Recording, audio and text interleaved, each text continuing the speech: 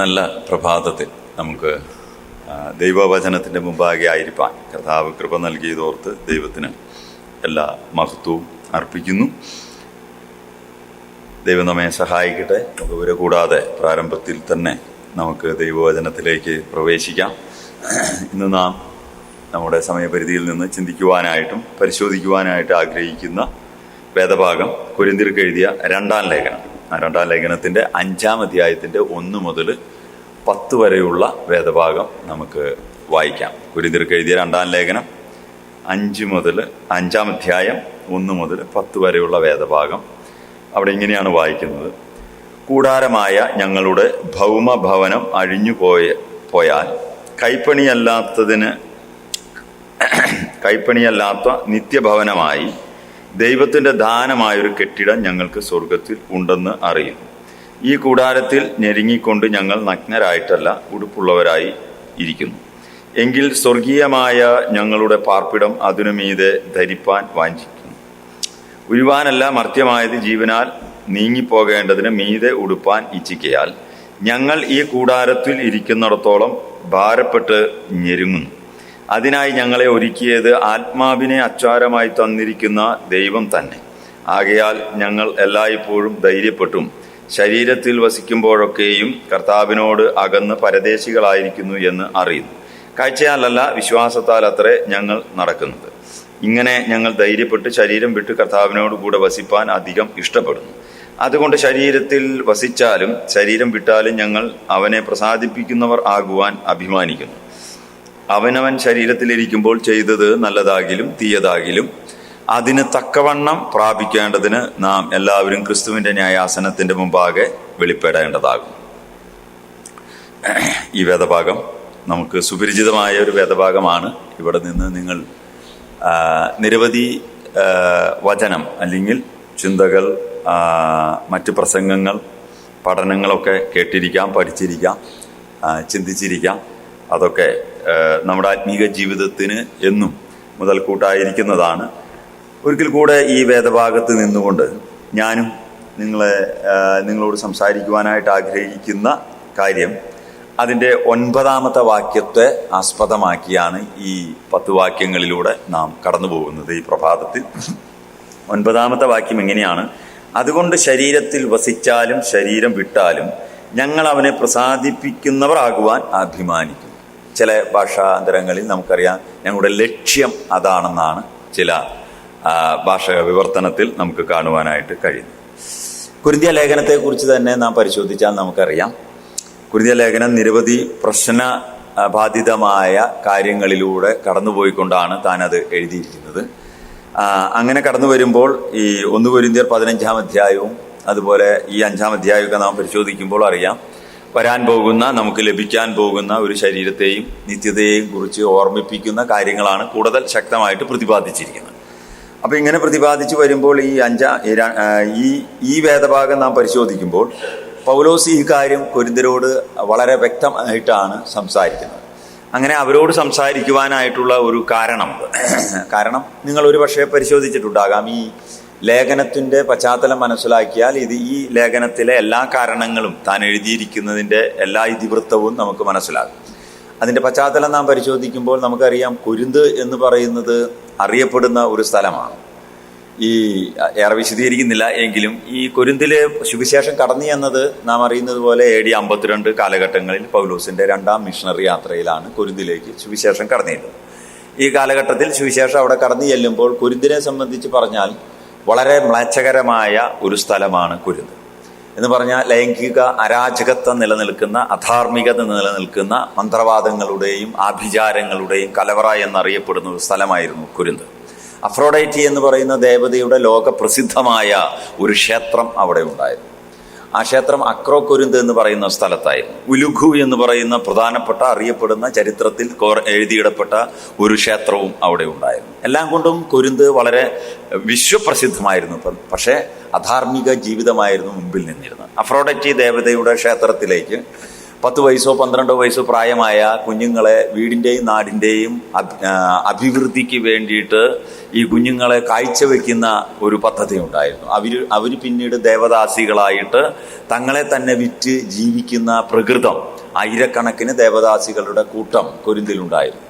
അവിടെ വലിയൊരു തുറമുഖ പട്ടണമായിരുന്നു. ഈ തുറമുഖ പട്ടണത്തിൽ ബിസിനസ്സിനായിട്ട് വന്നു ചേരുന്നവർ അസാൻമാർഗിക ജീവിതത്തെ ഏറ്റവും കൂടുതൽ സ്നേഹിച്ചിരുന്നു. വളരെ അഴുക്കാടിയ ഒരു പട്ടണമായിരുന്നു കൊരിന്ത് പട്ടണം. ഈ പട്ടണത്തിലെ ഒരു മനുഷ്യന്റെ ജീവിതത്തോടുള്ള ബന്ധത്തിൽ ആരെയെങ്കിലും കൊരിന്ത്യൻ എന്ന് വിളിച്ചാൽ അതിൻ്റെ അർത്ഥം ഇതാണ്: അവൻ ഏറ്റവും സമൂഹത്തിൽ മോശപ്പെട്ടവനെന്ന് ചിത്രീകരിക്കപ്പെടുന്നു. അത്രമാത്രം അഴുക്കാടിക്കൊണ്ടിരുന്ന ഈ പട്ടണത്തിലേക്കാണ് AD നമുക്കറിയാം 52, 53, 4 കാലഘട്ടങ്ങളിൽ നമ്മുടെ ശക്തനായ വിപ്ലവാത്മകരമായി ചിന്തിച്ച പൗലോസിന്റെ മിഷണറി യാത്ര, 2ാം യാത്രയിൽ സുവിശേഷം അവിടെ കടന്നു ചെല്ലും. ഈ ഇരുടളഞ്ഞ ഈ പട്ടണത്തിലെ അനേകര് രക്ഷിക്കപ്പെടുകയുണ്ടായി. അനേകര് രക്ഷിക്കപ്പെട്ടു വന്നു കഴിഞ്ഞപ്പോഴും ഗ്രീക്ക് തത്വചിന്തയും റോമൻ മതവും യഹൂദ മതവും സമ്മിശ്രമായി കിടക്കുന്ന ഈ കൊരിന്ത് പട്ടണത്തിൽ ഈ സുവിശേഷം വിശ്വസിച്ചവർ, വെളിച്ചത്തിലേക്ക് വന്നവർ, അവർ ഇതിൽ നിലനിൽക്കേണ്ടതിന് അശ്രാന്ത പരിശ്രമം എടുത്തുകൊണ്ടാണ് പൗലോസ് 1, 2, 3 ലേഖനങ്ങൾ എഴുതി എന്ന് പറയപ്പെടുന്നു. 2 ലേഖനം നമുക്ക് ലഭിച്ചിട്ടുണ്ട്. അപ്പോൾ അവിടെ പൗലോസ് ഓരോ കാര്യങ്ങളും, ഇനി കൊരിന്ത്യ ലേഖനത്തിന്റെ പശ്ചാത്തലം വെച്ചുകൊണ്ട് നാം ഓരോ അധ്യായവും പഠിച്ചു കഴിഞ്ഞാലാണ് അതിന്റെ ഗൗരവം നമുക്ക് മനസ്സിലാക്കാനായിട്ട് കഴിയുള്ളൂ. 5ാം അധ്യായത്തിലേക്ക് 1ാം ലേഖനത്തിൽ നമുക്കറിയാം, അവിടെ അധർമ്മം പ്രവർത്തിക്കുന്ന ഒരു മനുഷ്യനെ പറഞ്ഞിട്ടുണ്ട്. അവൻ സ്വന്തം അപ്പന്റെ ഭാര്യയെ, 2ാനമ്മയെ ഭാര്യയായി എടുത്ത് ജീവിച്ചവന്റെ കാര്യമാണ് 5ാം അധ്യായത്തിൽ പറഞ്ഞത്. അത്ര അധാർമികമായിട്ട് സഭയിൽ പോലും നടന്നു വരുന്നു. അപ്പൊ അവരെ ഉണർത്തി ഉത്തിഷ്ഠരാക്കി, അവരെ ശക്തരാക്കി, അവരെ ദൈവവചനത്തിന്റെ അടിസ്ഥാനത്തിൽ വ്യക്തമായ ഈ പട്ടണത്തിൽ വേർപാടോടുകൂടെ ജീവിക്കേണ്ടതിന് ശക്തരാക്കുന്ന, ശക്തിയാർജിക്കേണ്ട വാക്കുകളാണ് പൗലോസ് കൊരിന്ത്യ ലേഖനത്തിൽ ഉപയോഗിച്ചിരിക്കുന്നത്. അതുകൊണ്ടാണ് നിങ്ങൾ കണ്ടിരിക്കുന്ന താത്വിക ചിന്താഗതിക്കാരുടെയും മാസിഡോണിയയിലെ അവിടെ നിന്ന് ഉത്ഭവിച്ച തത്വചിന്തകന്മാരുടെയും ഒക്കെ തത്വചിന്തകളെക്കാൾ, ഭൗതികവാദങ്ങളെക്കാൾ, ഭൗതിക തത്വചിന്തകളെക്കാൾ ഉന്നതമാണ് ഈ ദൈവത്തിന്റെ വചനം എന്നുള്ളത് അക്കമിട്ട് പറഞ്ഞുകൊണ്ടാണ് പൗലോസ് കൊരിന്ത്യ ലേഖനത്തിൽ പല കാര്യങ്ങളും രേഖപ്പെടുത്തിയിരിക്കുന്നത്. അതിനോടുള്ള ബന്ധത്തിലാണ് പ്രശ്നം തീർക്കുന്ന കാര്യങ്ങളുണ്ട്. 15ാം അധ്യായത്തിലേക്ക് വരുമ്പോൾ അറിയാം, നല്ലൊരു പുനരുത്ഥാനത്തെക്കുറിച്ച് പറയുന്നുണ്ട്. നമുക്ക് ലഭിക്കാൻ പോകുന്ന പുതിയ ശരീരത്തെക്കുറിച്ച് പറയുന്നുണ്ട്. പുതിയ രാജ്യത്തിലേക്ക് പ്രവേശിക്കുന്നതിനെ കുറിച്ച് പറയുന്നുണ്ട്. മനുഷ്യന്റെ പുനരുത്ഥാനത്തെക്കുറിച്ച് പറയുന്നുണ്ട്, രക്ഷിക്കപ്പെട്ടവരുടെ ഇത്യാദി കാര്യങ്ങളൊക്കെ ഇതിൽ നമുക്ക് കാണുവാനായിട്ട് കഴിയും. എന്നാൽ ഈ പരിമിതമായ സമയത്തിൻ്റെ ഉള്ളിൽ നിന്നുകൊണ്ട് വളരെ ചുരുക്കമായ രീതിയിൽ മാത്രമേ ഇപ്പോൾ എടുത്ത ഈ 10 വാക്യവും വിശദീകരിക്കാനായിട്ട് നമുക്ക് കഴിയുകയുള്ളൂ. അതുകൊണ്ട് ഈ പരിമിതമായ സമയത്തിൻ്റെ ഉള്ളിൽ നിന്നുകൊണ്ട് ഈ 10 വാക്യം, ഇതാണ് ഇതിൻ്റെ പശ്ചാത്തലം. ഈ പശ്ചാത്തലം വെച്ചുകൊണ്ടാണ് പൗലോസ് കൊരിന്ത്യരോട് ഈ വക കാര്യങ്ങൾ ഓർമ്മിപ്പിക്കുന്നത്. ഇങ്ങനെ പറയുമ്പോൾ തുടർന്നുള്ള കാര്യങ്ങൾ, വാക്യങ്ങൾ ചിന്തിക്കുമ്പോൾ നമുക്കും അതിൽ നിന്ന് യാഥാർത്ഥ്യങ്ങളെ മനസ്സിലാക്കുവാനായിട്ട് കഴിയും. അപ്പൊ പൗലോസ് പറയാണ്, ഇവിടെ പൗലോസ് തങ്ങൾ ആരെയാണ് പ്രസാദിപ്പിക്കുന്നത്? നിങ്ങൾ പാർത്തിരിക്കുന്ന ഈ പട്ടണത്തിൽ മനുഷ്യരെല്ലാം പ്രസാദിപ്പിക്കുവാൻ ആഗ്രഹിക്കുന്ന അഫ്രോഡൈറ്റി ദേവതയാണ് എന്ന് പറഞ്ഞാൽ കണ്ണാൽ കാണുന്ന പക്ഷെ സംസാരിക്കാത്ത, നിങ്ങൾ കാണുന്ന, നിങ്ങൾ അറിയുന്ന, നിങ്ങൾ മനസ്സിലാക്കിയിരിക്കുന്ന നിങ്ങളുടെ മുമ്പിലുള്ള ഈ മഹാദേവതയെ പ്രസാദിപ്പിക്കുവാൻ വേണ്ടി കൊരിന്ത് പട്ടണത്തിൽ ചെയ്യാവുന്നിടത്തോളം ഉത്സവങ്ങളും കാര്യങ്ങളും എല്ലാം ചെയ്ത് മനുഷ്യൻ അതിനുവേണ്ടി അധ്വാനിക്കുകയാണ്. അവർ ഒരു വർഷം സംഭരിക്കുന്ന പണവും അവരുടെ അധ്വാനവും എല്ലാം ഒരു ചില ദിവസങ്ങൾ ഈ ദേവിയുടെ ഉത്സവത്തിന് വേണ്ടി ചെലവഴിക്കുകയാണ്. അവരുടെ അധ്വാനം മുഴുവൻ അവിടെ തീർക്കുക, അവരുടെ ആഘോഷം മുഴുവൻ അതാണ് അവർ കേന്ദ്രബിന്ദുവായിട്ടിരിക്കുന്നത്. അപ്പൊ പൗലോസ് പറയാണ്, ഞങ്ങളുടെ ഉദ്ദേശം, ഞങ്ങളുടെ ആഗ്രഹം, ഞങ്ങളുടെ അഭിമാനം, ഞങ്ങളുടെ ലക്ഷ്യം എന്നുള്ളത് ദൈവത്തെ പ്രസാദിപ്പിക്കുക എന്നുള്ളത് മാത്രമാണ്. അങ്ങനെ ഞങ്ങൾക്ക് ദൈവത്തെ പ്രസാദിപ്പിക്കുക എന്നുള്ള ഒരു ലക്ഷ്യത്തിലേക്ക് ഞങ്ങളെ നയിച്ച കാര്യമാണ് ബാക്കിയുള്ള 9 വാക്യങ്ങളിൽ, ഈ 5ാം അധ്യായത്തിലെ ബാക്കിയുള്ള 9 വാക്യങ്ങൾ നാം വായിച്ച പോർഷനിൽ പറയുന്നത്. ഞങ്ങളുടെ ലക്ഷ്യം ഇതാണ്, ദൈവത്തെ പ്രസാദിപ്പിക്കുക. അത് ഞങ്ങൾ ജീവിച്ചിരുന്നാലും മരിച്ചാലും ദൈവത്തെ പ്രസാദിപ്പിക്കുകയാണ് ഞങ്ങളുടെ ലക്ഷ്യം. ഇത് സഭയിലുള്ള ഗ്രേക്കർ ആയിരിക്കുന്ന ചിന്താഗതി ഉള്ളവർക്ക് അവരത് ചിരിച്ചു തള്ളി. ഗ്രീക്ക് തത്വജ്ഞാനമെല്ലാം ആർജിച്ചെടുത്ത് അതിനെ പ്രസംഗിക്കുന്നവരും അതിനെ അനുകൂലിക്കുന്നവരും ഒക്കെ ചിരിച്ചു തള്ളുകയുണ്ടായി. പക്ഷെ പൗലോസ് പറയാണ്, ഞങ്ങൾ ജീവിച്ചാലും മരിച്ചാലും, ആ വാക്കെല്ലാം ശ്രദ്ധിക്കേണ്ടതാണ്, ഞങ്ങളുടെ ലക്ഷ്യം എന്നുള്ളത്, ഞങ്ങൾ അഭിമാനം കൊള്ളുന്ന ദൈവത്തെ പ്രസാദിപ്പിക്കുകയാണ്. അതിൻ്റെ കാരണം അതെന്തിനാലാണെന്നാണ് താൻ ഇതിൻ്റെ മുകളിൽ മുതൽ പറഞ്ഞു വരുന്നത്. ആ 1, 2, 3 വാക്യങ്ങളിൽ അതിലൊന്നാമത്തെ കാര്യം പറഞ്ഞുകൊണ്ട് എന്തുകൊണ്ടാണ്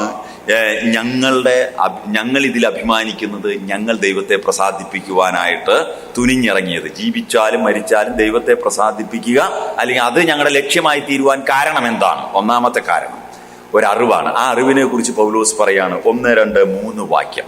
3-ാം വാക്യം അത് വായിച്ചു നോക്കുക.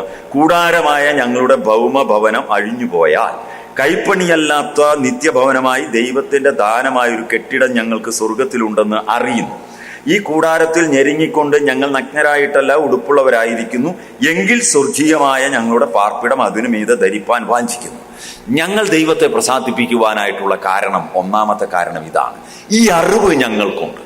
പ്രിയപ്പെട്ടവരെ, ഈ അറിവ് പൗലോസിനും സഹപ്രവർത്തകർക്കും ഉള്ളത് കൊണ്ടാണ് പൗലോസ് ജീവിച്ചാലും മരിച്ചാലും ദൈവത്തെ പ്രസാദിപ്പിക്കുക എന്ന് പൗലോസ് ഇവിടെ പ്രതിപാദിച്ചിരിക്കുന്നത്. ഇതാണ് കൊരിന്ത്യരോട് പറയുന്നത്. ഇതാണ് 21-ാം നൂറ്റാണ്ടിൽ ജീവിക്കുന്ന നമ്മോടും പറയുന്നത്. നാം നമ്മുടെ ജീവിതത്തിന് ഒരു ലക്ഷ്യമുണ്ടാകണമെങ്കിൽ, നാം ഈ ആത്മീയ കാര്യങ്ങളിൽ അഭിമാനിക്കണമെങ്കിൽ നമുക്കും ഈ അറിവുണ്ടായിരിക്കണം. ഏതറിവ്? നമുക്കുണ്ടാകേണ്ട അറിവ് ഇതാണ്: നമുക്കൊരു പുതിയ ശരീരം ലഭിക്കുമെന്നുള്ള അറിവ്. ഈ അറിവാണ് അവരെ തീർച്ചയായിട്ടും ഈ പ്രവർത്തന നിരതരാക്കിയതും അവരെ മുന്നോട്ട് നയിച്ചത്. ഈ അറിവിലൂടെയാണ്. അതുകൊണ്ടാണ് പൗലോസ് പറയുന്നത് ഈ കൂടാരം. ഇവിടെ 2 കാര്യങ്ങൾ പറയുന്നുണ്ട്.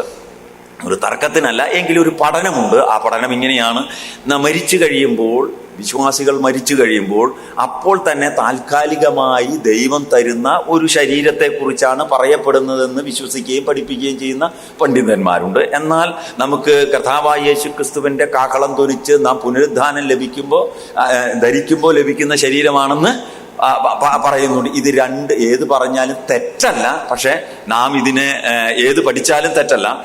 ഇങ്ങനെ ഒരു പഠനം ഇവിടെയുണ്ട്. എന്നാൽ ഇവിടെ പറയുകയാണ് അങ്ങനെയായാലും ഇങ്ങനെയായാലും ഒരു ശരീരമുണ്ടെന്നുള്ള അറിവ്. അതുകൊണ്ട് ഈ അറിവ് നമുക്കുണ്ടായിരിക്കണം എന്നുള്ളതാണ് പൗലോസ് നമ്മെ ഓർമ്മപ്പെടുത്തുന്നത്. ഈ പ്രഭാതത്തിൽ ഓർമ്മപ്പെടുത്തുന്നത് നമ്മുടെ ജീവിതത്തിൽ ഈ ബോധം നമുക്കുണ്ടായിരിക്കണം. ഇതിൽ ബോധവാന്മാരായി വേണം ഈ ഭൂമിയിൽ നമുക്ക് ജീവിക്കുവാൻ. അങ്ങനെ ബോധവാന്മാരായി ജീവിച്ചാൽ മാത്രമേ ഇവിടെ നമ്മുടെ ശരീരത്തിനെ നേരിടുന്ന പ്രതിസന്ധികളെ തരണം ചെയ്ത് നമുക്ക് പോകുവാനായിട്ട് കഴിയുള്ളൂ. ഈ അറിവാണ് പൗലോസിനെയും കൂട്ടരെയും റോമൻ വാളുകളുടെ മുമ്പിലേക്ക് നടന്നു ചെല്ലുവാൻ ധൈര്യപ്പെടുത്തിയത്. അവർ കപ്പൽ ഛേദത്തിൽ അകപ്പെട്ടപ്പോഴും, സുവിശേഷത്തിന് വേണ്ടി അവർ കഷ്ടം സഹിച്ചപ്പോഴും, ആത്മീക ജീവിതത്തിന് വേണ്ടി തങ്ങളെ തന്നെ കൊടുത്തുകൊണ്ട് മുന്നോട്ട് പോകുവാനും അവർ തയ്യാറായത്. അവരുടെ ജീവിതത്തിലെ ധനം അവർ ചവറന്നെണ്ണിയത്, അവരുടെ സമ്പത്തെല്ലാം അവരങ്ങനെ തന്നെ കണ്ടത്.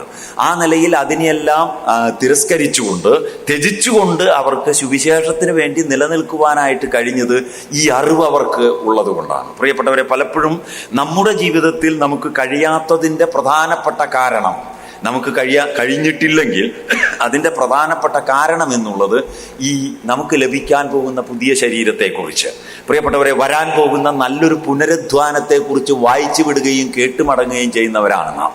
അതിനെ അപഗ്രഹിച്ച് ഒരു പഠനം നടത്തി അതിനോട് ഏകീഭവിച്ചാൽ മാത്രമേ, അത് നമ്മൾ ഹൃദയത്തിൽ കുറിക്കൊണ്ടാൽ മാത്രമേ നമ്മുടെ ഓരോ നിമിഷമുള്ള ഈ പ്രഭാതം മുതൽ പ്രദോഷം വരെ നാം ജീവിക്കുവാനായിട്ട് ഇറങ്ങുമ്പോൾ നാം അതിൽ ബോധവാന്മാരായിരുന്നാൽ മാത്രമേ നമുക്ക് അതിശക്തമായിട്ട് മുന്നോട്ട് പോകുവാനായിട്ട് കഴിയുള്ളൂ. അതുകൊണ്ടാണ് പൗലോസ് കൊലോസ്യ ലേഖനം 3-ാം അധ്യായത്തിന്റെ 4-ാം വാക്യം നിങ്ങൾ നോക്കുക. അവിടെ പൗലോസ് രേഖപ്പെടുത്തി ഇങ്ങനെയാണ്: നിങ്ങൾ മരിച്ചു, നിങ്ങളുടെ ജീവൻ ക്രിസ്തുവിനോടുകൂടെ ദൈവത്തിൽ മറഞ്ഞിരിക്കുന്നു. നമ്മുടെ ജീവനായ ക്രിസ്തു വെളിപ്പെടുമ്പോൾ നാമും അവനോടുകൂടെ തേജസ്സിൽ വെളിപ്പെടും. പ്രിയപ്പെട്ടവരെ, നമുക്ക് തേജസ്കരിക്കപ്പെട്ട ഒരു ശരീരം ലഭിക്കുമെന്നാണ് പൗലോസ് പറയുന്നത്. ഈ അറിവാണ് അവരെ ഉണർത്തിയത്, അവരെ ശക്തരാക്കിയത്. ഈ ശരീരത്തിന് അവർ വില കൽപ്പിച്ചില്ല. ഈ ശരീരത്തിലെ രോഗത്തെ അവർ മൈൻഡ് ചെയ്തില്ല. ഈ ശരീരം ചിതലരിച്ചു പോകുവാനുള്ളതാണെന്ന് അവർക്ക് വളരെ വ്യക്തമായിട്ട് ബോധ്യമുണ്ടായിരുന്നു. പക്ഷേ ഇതിന് ഞാൻ നേരത്തെ ഓർപ്പിച്ചതുപോലെ റോമൻ പട്ടാളക്കാരുടെ തീയിനോ വാളുകൾക്കോ അവർ ഒരുക്കിയിരിക്കുന്ന ആഴികൾക്കോ കെടുത്തിക്കളയുവാൻ കഴിയുന്ന ശരീരമായിരിക്കാം. പക്ഷേ അതിലും മെച്ചമായ ഒരു ശരീരം ലഭിക്കും. അതാണ് പൗലോസ് കൊലോസ്യ ലേഖനത്തിലൂടെ നമ്മെ ഓർമ്മിപ്പിക്കുന്നത്. നാം തേജസ്സിന്മേൽ തേജസ് പ്രാപിച്ച് നമുക്കൊരു ശരീരം ലഭിക്കും. ഈ ബോധം നമുക്ക് ഈ പ്രഭാതത്തിൽ ഉണ്ടായിരിക്കണം. 2-ാമത്തെ കാര്യവും പൗലോസ് ഫിലിപ്പിയ ലേഖനം 3:21 എന്താണ് വായിക്കുന്നത്? ഫിലിപ്പിയ ലേഖനം 3:21 പൗലോസ് പറയുകയാണ്: നമ്മുടെ താഴ്ചയുള്ള ശരീരത്തെ അവന്റെ മഹത്വമുള്ള ശരീരത്തോട് അനുരൂപമായി രൂപാന്തരപ്പെടുന്നു. പ്രിയപ്പെട്ടവരെ, നാം ഒരു കാര്യം മനസ്സിലാക്കണം. നാം എല്ലാവരും കർത്താവിൻ്റെ ശരീരത്തോട് അനുരൂപപ്പെടുമെന്ന് എത്ര പേര് ആത്മാർത്ഥമായി വിശ്വസിക്കുന്നുണ്ട്? എത്ര പേർ ആത്മാർത്ഥമായി ചിന്തിക്കുന്നുണ്ട്? ഞാൻ പറയട്ടെ, അങ്ങനെ ആത്മാർത്ഥമായി ചിന്തിക്കുകയാണെങ്കിൽ, അങ്ങനെ ആത്മാർത്ഥമായി വിശ്വസിക്കുകയാണെങ്കിൽ മാത്രമേ ഇവിടുത്തെ ക്യാൻസറിനെ തോൽപ്പിക്കുവാൻ നമുക്ക് കഴിയുള്ളൂ, ഇവിടുത്തെ ബ്രെയിൻ ട്യൂമറിനെ തോൽപ്പിക്കാൻ നമുക്ക് കഴിയുള്ളൂ, ബ്ലഡ് ക്യാൻസറിനെ തോൽപ്പിക്കാൻ കഴിയുള്ളൂ, നിസാരം വരുന്ന പനിയെ തോൽപ്പിക്കുവാൻ കഴിയുള്ളൂ. മുറിവുകളെയും ചതവുകളെയും ആക്സിഡൻറ്റുകളെയും എല്ലാം നാം തോൽപ്പിക്കാൻ കഴിയണമെങ്കിൽ, നമുക്ക് ശക്തരായിരിക്കണമെങ്കിൽ ഈ അറിവ് നമുക്കുണ്ടാകണം. ഈ അറിവുണ്ടാവണം. പൗലോസിന് അറിവുണ്ടായി. അതുകൊണ്ടാണ് പൗലോസ് പറഞ്ഞത്, ഇതിനെ ഞങ്ങൾ വില കൽപ്പിക്കുന്നില്ല, കാരണം ഇത് നഷ്ടപ്പെടാനുള്ളതാണ്. പക്ഷെ ഞങ്ങൾക്ക് പുതിയൊരു ശരീരം.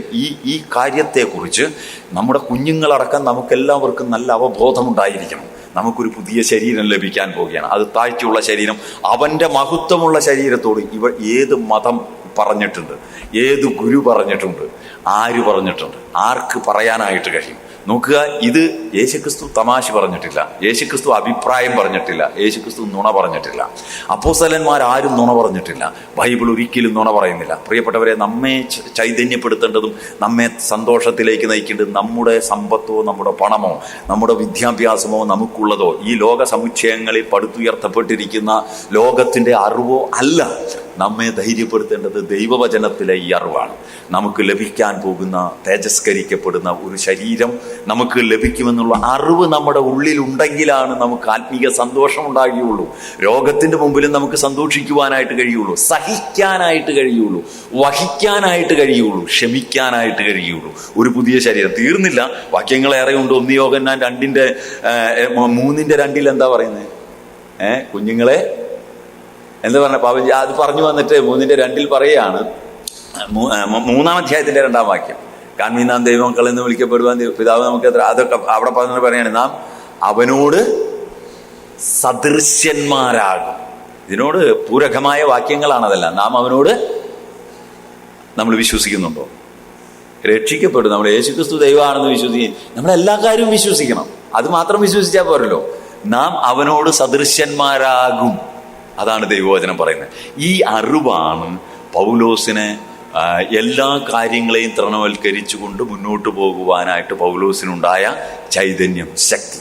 പ്രിയപ്പെട്ടവരെ, അതുകൊണ്ടാണ് പൗലോസ് പറഞ്ഞത്, ഞങ്ങൾ കപ്പൽ ഛേദത്തിൽ അകപ്പെട്ടു, ഞങ്ങൾ പട്ടിണി കിടന്നു, ഞങ്ങൾ സഹോദരന്മാരാലുള്ള ആപത്ത് അനുഭവിച്ചു, ഞങ്ങൾ കഷ്ടത മുഴുവൻ അനുഭവിച്ചു. ഇതെല്ലാം അനുഭവിക്കാനായിട്ടുള്ള കാരണം പൗലോസ് കൊരിന്ത്യരോട് പറയാണ്, നമുക്ക് നല്ലൊരു തേജസ്സുള്ള ഒരു ശരീരം ലഭ്യമാകാൻ പോവുകയാണ്. അപ്പോൾ പ്രിയപ്പെട്ടവരെ, ഈ അറിവ് നമുക്കുണ്ടായിരിക്കണം. ഞാൻ വളരെ ലളിതമായിട്ടാണ് ഈ പ്രഭാതത്തിൽ നിങ്ങളെ അഭിസംബോധന ചെയ്യുന്നത്. എന്ന് പറഞ്ഞാൽ ഇവിടെ നിന്നുകൊണ്ട് ഈ വേദഭാഗം ഇങ്ങനെ പഠിച്ചു തീർക്കേണ്ട ഒരു വേദഭാഗമല്ല. പക്ഷേ ഞാൻ ഓടിച്ചു പറയുകയാണ്, ഈ 3 വാക്യങ്ങളിലൂടെ പൗലോസ് പറയുന്നത്, നാം അധൈര്യപ്പെട്ടു പോകരുത്, ധൈര്യമുള്ളവരായിരിക്കുക. ഈ ഭൂമിയിലെ പ്രതിസന്ധികളെയും പ്രശ്നങ്ങളെയും കോലാഹലങ്ങളെയും കണ്ട് ദൈവജനം അധൈര്യപ്പെടണ്ട. ഇവിടെ മരണത്തെ കണ്ട് നാം അധൈര്യപ്പെടണ്ട. ഇവിടുത്തെ രോഗത്തിൻ്റെ വാർത്തകൾ കേട്ട് നാം അധൈര്യപ്പെടണ്ട. മെഡിസിനുകൾ കണ്ടുപിടിക്കുവാൻ കഴിയാതെ മനുഷ്യൻ മരിച്ചു വീഴുന്നത് കണ്ട് നാം പകച്ചു നിൽക്കേണ്ട ആവശ്യമില്ല. ഇതിൻ്റെ എല്ലാം മുമ്പിൽ ഉദിച്ചുയർന്നു നിൽക്കുന്ന ദൈവത്തിൻ്റെ വചനം ദൈവത്തിൻ്റെ മക്കളോട് വളരെ വ്യക്തമായിട്ട് പ്രതിപാദിക്കുകയാണ്. നമുക്ക് തേജസ്സുള്ള ഒരു ശരീരം ലഭിക്കാൻ പോവുകയാണ്. നാം പുതിയൊരു രാജ്യത്തിലേക്ക് പ്രവേശിക്കാൻ പോവുകയാണ്. ആ രാജ്യം വരാൻ പോവുകയാണ്. ശരി, അത് അടുത്ത കാര്യമാണ് പൗലോസ് പറയുന്നത്. ശരി, അതുകൊണ്ട് പൗലോസ് അത് 2-ാമത്തെ കാര്യം പറയാണ്, ഞങ്ങൾ ദൈവത്തെ പ്രസാദിപ്പിക്കുവാനുള്ള കാര്യവും ഞങ്ങളുടെ ലക്ഷ്യവും എന്താണെന്ന്. 2-ാമത്തെ കാര്യം അതിൻ്റെ 5-ാം അധ്യായത്തിൻ്റെ 6-ാം വാക്യം നോക്കുക. 5-ാം അധ്യായത്തിൻ്റെ 6-ാം വാക്യം, ആകയാൽ ഞങ്ങൾ എല്ലായ്പ്പോഴും ധൈര്യപ്പെട്ടും ശരീരത്തിൽ വസിക്കുമ്പോഴൊക്കെയും കർത്താവിനോടകന്ന് പരദേശികളായിരിക്കുന്നു എന്ന് അറിയുന്നു. അടുത്ത അറിവ്, ഒരു ശരീരം ലഭിക്കുമെന്നുള്ള അറിവ് അവരെ മുന്നോട്ട് നയിച്ചു. 2-ാമത്തെ അറിവ് പൗലോസ് പറയാ, ഞങ്ങൾ ആരാണ്? ഞങ്ങൾ പരദേശികളാണ്. നമ്മളാരാണ്? നമ്മൾ പരദേശികളാണ്. ഞാൻ തെറ്റിദ്ധരിക്കാൻ വേണ്ടി പറഞ്ഞതോ നിങ്ങളെ ചോദ്യം ചെയ്യാൻ വേണ്ടി പറയും. നമ്മുടെയൊക്കെ ജീവിതം കണ്ട നമ്മൾ ആരല്ല, നമ്മളെങ്ങും പരദേശികളല്ല. നമ്മൾ ഈ അടുത്ത കാലത്തെങ്ങും ഇവിടുന്ന് പോകില്ല എന്നുള്ള കാര്യത്തിലാണ് നമ്മുടെ ജീവിതം. തെറ്റല്ല, തലമുറകൾക്ക് വേണം. നമ്മൾ കർത്താവ് വരാൻ വൈകിയാൽ ഇവിടെ ജീവിക്കണം.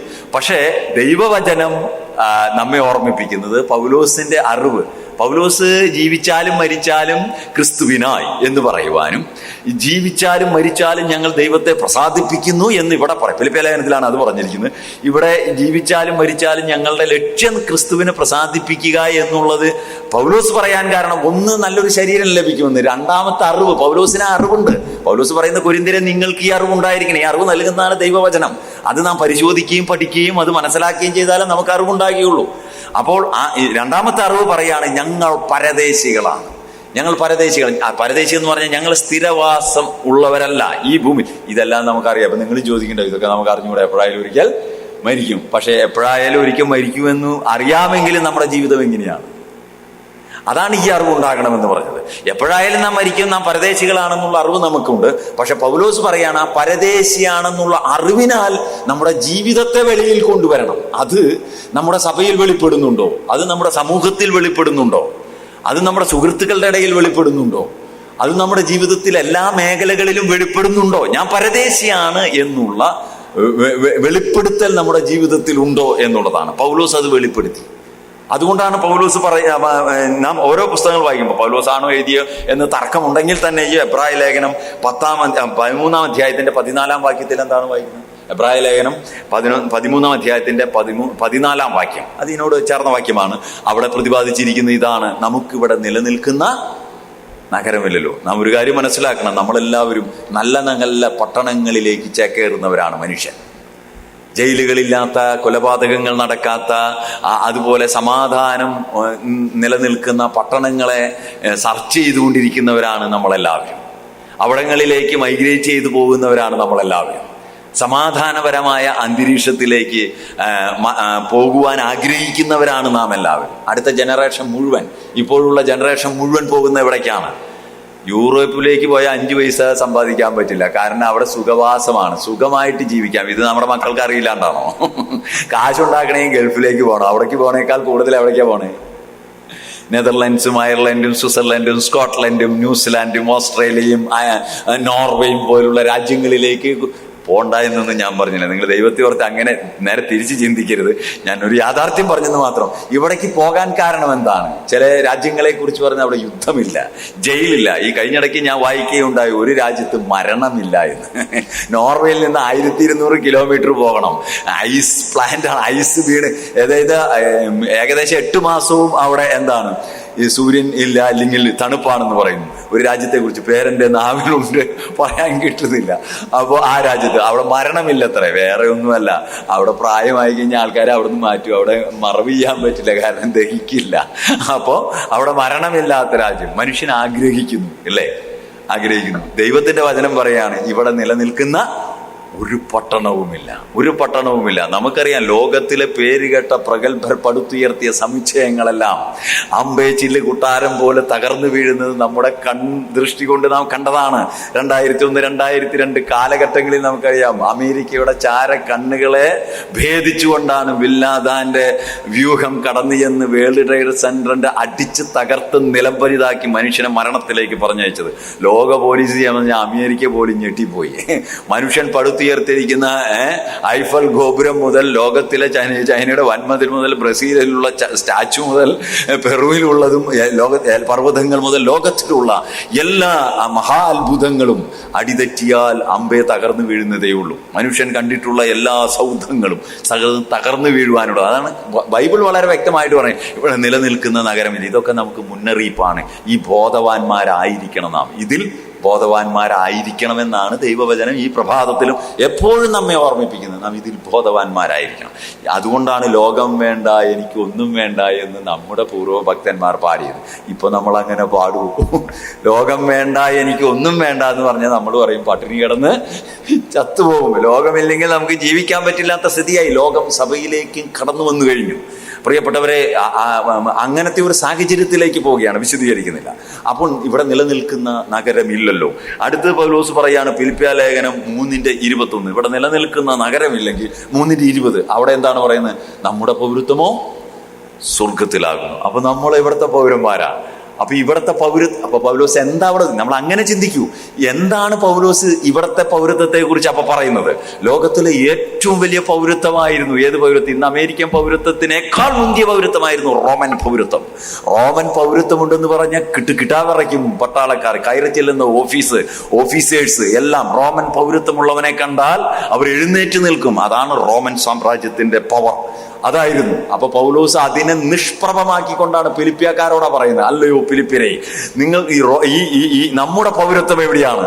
സ്വർഗത്തിലാണ്. അതിന്റെ അർത്ഥം എന്താണ്? ഈ പൗരത്വം നിലനിൽക്കുന്നല്ല, ഞാൻ മരിച്ചു കഴിഞ്ഞാൽ നിങ്ങൾ വരുമോ ഇല്ലയോ? വരില്ലായിരിക്കും, കരുത്താകില്ലേ. ഈ ഡെഡ് ബോഡി കൊണ്ട് കുഴിച്ചിട്ട് കഴിഞ്ഞാൽ എന്റെ പൗരത്വം ഇവിടെ അവസാനിച്ചു. പിന്നെ ഞാനെന്ന പൗരന് വേണ്ടി ഇന്ത്യൻ ഗവൺമെന്റിന് ഒന്നും ചെയ്യാനില്ല, മരിച്ചുപോയി, അതോടുകൂടി തീർന്നു. ഇതാണ് ഇവിടുത്തെ പൗരത്വം. പക്ഷേ നശിക്കാത്ത പൗരത്വം, നിലനിൽക്കുന്ന പൗരത്വം, അളന്നു തീർക്കുവാൻ കഴിയാത്ത ആണ്ടുകളുടെ സംഖ്യകൾ വർദ്ധിപ്പിച്ചുകൊണ്ടിരിക്കുന്ന, നിത്യത അനന്തമായി കിടക്കുന്ന, നമുക്ക് അഗാധം അതിന്റെ അപ്രമേയത്വം അളക്കുവാൻ കഴിയാത്ത വിധത്തിൽ പരന്നു കിടക്കുന്ന നിത്യതയുടെ പൗരത്വമുള്ളവരാണ് നാം എന്നുള്ള ബോധം നമുക്കുണ്ടാകണമെന്നാണ് പൗലോസ് പറഞ്ഞു. കൊരിന്ത്യരോട് അത് പറഞ്ഞു. കൊരിന്ത്യരോട് പറയാൻ കാരണം എന്താണെന്നറിയോ? തിന്നുക, കുടിക്കുക, ആനന്ദിക്കുക, നാം നാളെ ചത്തുപോകുമല്ലോ. എപ്പിക്കൂരിയൻ തത്വചിന്താഗതിയാണ് കൊരിന്ത്യയില്, ഗ്രേക്കരുടെ. തിന്നുക, കുടിക്കുക, ആനന്ദി. ഇതാണ് ഇപ്പോഴും നമ്മുടെ ആവശ്യം പോലെ തിന്നുക, കുടിക്കുക, നാളെ ചത്തുപോകുള്ളതൊക്കെ ചിലവ്. ഈ ചിന്താഗതിയാണ് ഇന്നും ലോകത്തിന്റെ, അത് വിശ്വാസികളിലേക്കും കടന്നു വന്നുകൊണ്ടിരിക്കുകയാണ്. അപ്പൊ അതുകൊണ്ട് പൗലോസ് പറയാണ്, ഈ നിലനിൽക്കുന്ന ഒരു രാജ്യമുണ്ട്, അവിടുത്തെ പൗരത്വമാണ് നമ്മുടെ.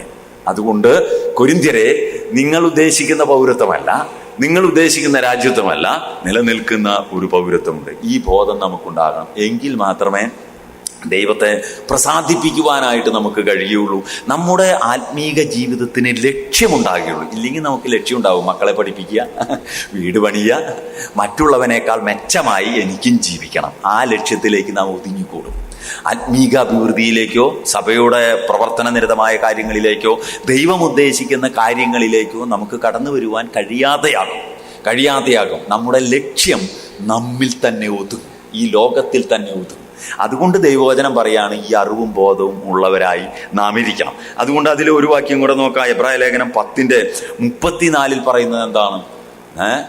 അവിടെ അവര് എബ്രായ ക്രിസ്ത്യാനികളോട് 32 മുതൽ പറഞ്ഞു വരികയാണ്, നിങ്ങൾ സഹിച്ചു എന്നൊക്കെ പറഞ്ഞു വന്നിട്ട് പറയണം, നമുക്ക് സ്വർഗത്തിൽ അതിമഹത്തായ ഒരു ഉത്തമ സമ്പത്ത് സ്വർഗത്തിലാണ് നമ്മുടെ സമ്പത്ത്. എന്താണ് നമ്മുടെ സമ്പത്ത്? ചോദ്യം ചോദിച്ച് ബുദ്ധിമുട്ടിക്കുകയല്ല. അങ്ങനെ രാവിലെ തന്നെ നിങ്ങൾ ചോദ്യം ചോദിച്ചു, നിങ്ങൾക്കറിയില്ല, എനിക്കറിയാം, ഈ ആശയമൊന്നുമില്ല, എന്നേക്കാൾ കൂടുതൽ നിങ്ങൾ വായിക്കും പരിശോധിക്കുകയൊക്കെ ചെയ്യുന്നവരാണ്. അതിൽ ആരും തർക്കമൊന്നുമില്ല. ഇത് ചോദ്യം ചോദിച്ച് ബുദ്ധിമുട്ടിക്കാനൊന്നുമില്ല. പക്ഷെ എന്താണ് നമ്മുടെ സമ്പത്ത്? നമ്മളെല്ലാം ധരിച്ചു വെച്ചിരിക്കുന്നത് എന്താ? നമ്മുടെ സമ്പത്ത് എന്താ? നിങ്ങൾക്ക് അറിയില്ലാണ്ടല്ല, നിങ്ങൾക്കറിയാം നമ്മുടെ സമ്പത്ത് എന്താ. നമ്മുടെ സമ്പത്ത് എന്നുള്ളത് വാഴ്ത്തപ്പെട്ടവനായ കർത്താവായ യേശു ക്രിസ്തുവാണ്. എന്ന് പറഞ്ഞാൽ യേശു ക്രിസ്തുവിനെയാണ് സ്വർഗത്തിൽ ദൈവം നമുക്ക് തന്നിരിക്കുന്നത്. യേശു ക്രിസ്തുവാണ് നമ്മുടെ സമ്പത്ത്. ആ യേശു ക്രിസ്തുവിനോട് ചേർന്നുള്ള സമ്പത്തുകളെ കുറിച്ചാണ് പിന്നെ നമ്മുടെ പ്രവർത്തനത്തിന്റെ അടിസ്ഥാനത്തിൽ നമുക്ക് ദൈവരാജ്യത്തിൽ ലഭിക്കുന്ന പ്രതിഫലത്തെ കുറിച്ച് പറഞ്ഞിരിക്കുന്നത്.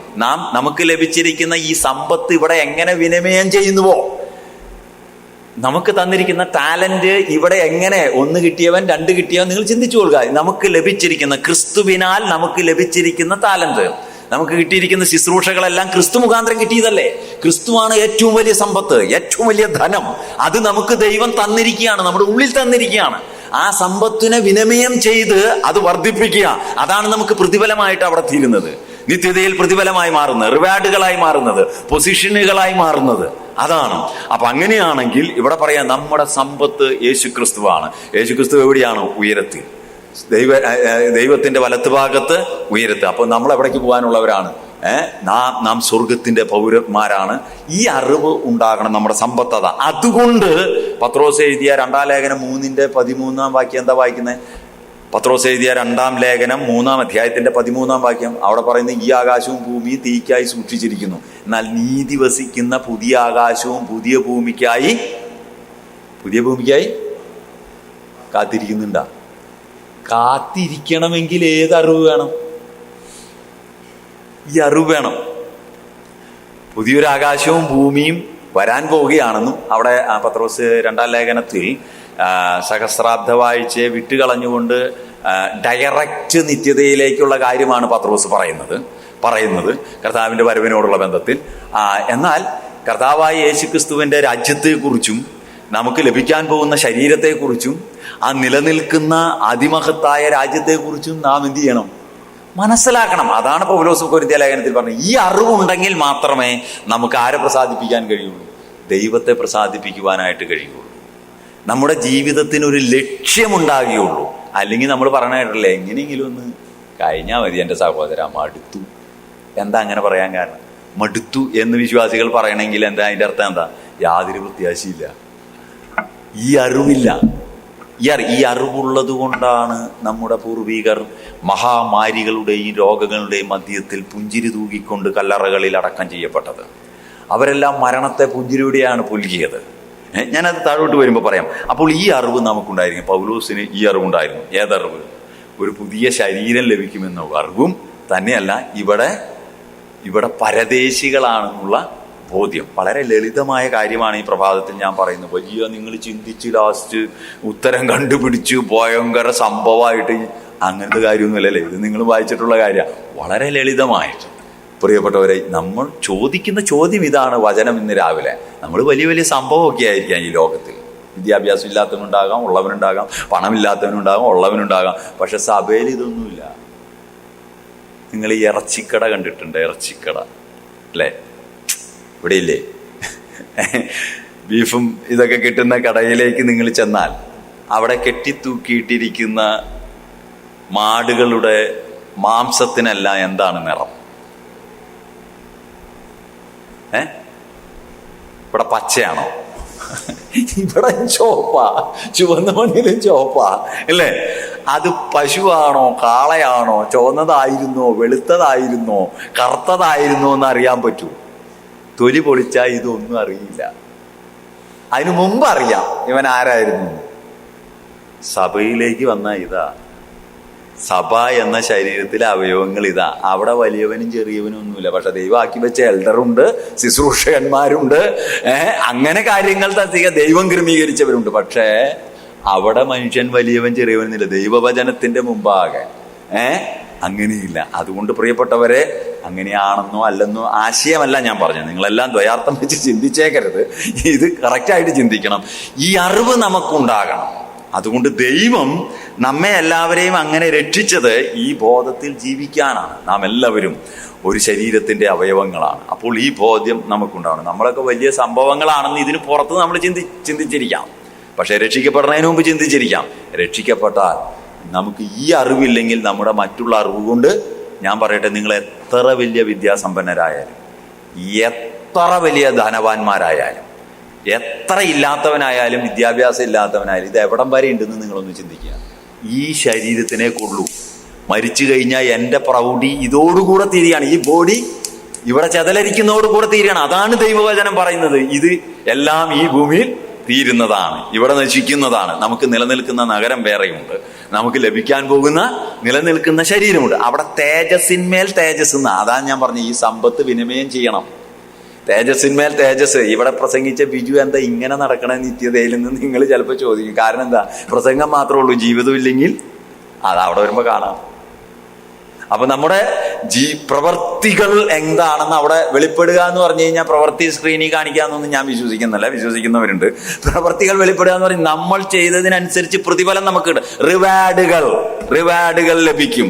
അവിടെ ചെന്നിട്ട് സമയമില്ല അവിടെ ചെന്നിട്ട് ബോറടിക്കുക എന്ന് പറഞ്ഞാൽ ഇപ്പോഴത്തെ യുവാക്കന്മാർ സ്വർഗത്തിൽ പോയപ്പോൾ സഭാകളിൽ വന്നിട്ട് 3 മണിക്കൂർ ഇരിക്കാൻ പറ്റണല്ലോ. എൻ്റെ പൊന്നു ബ്രദറെ, ഈ സ്വർഗത്തിൽ പോയിട്ട് ഈ നിത്യത മുഴുവൻ സ്വോത്രം പറഞ്ഞിരിക്കാൻ ഞങ്ങളെ കൊണ്ടുപോയാ. വെളിവും വെള്ളിയാഴ്ചയില്ല എൻ്റെ ഭാഷയിൽ പറഞ്ഞു. എന്നാന്ന് പറഞ്ഞാൽ നിത്യതയെക്കുറിച്ച് ഒരറിവില്ല, എറ്റേണൽ ലൈഫിനെ കുറിച്ച്, എസ്കറ്റോളജിയെ കുറിച്ച് അത് നമ്മുടെ സഭകളിൽ പഠിപ്പിക്കണം.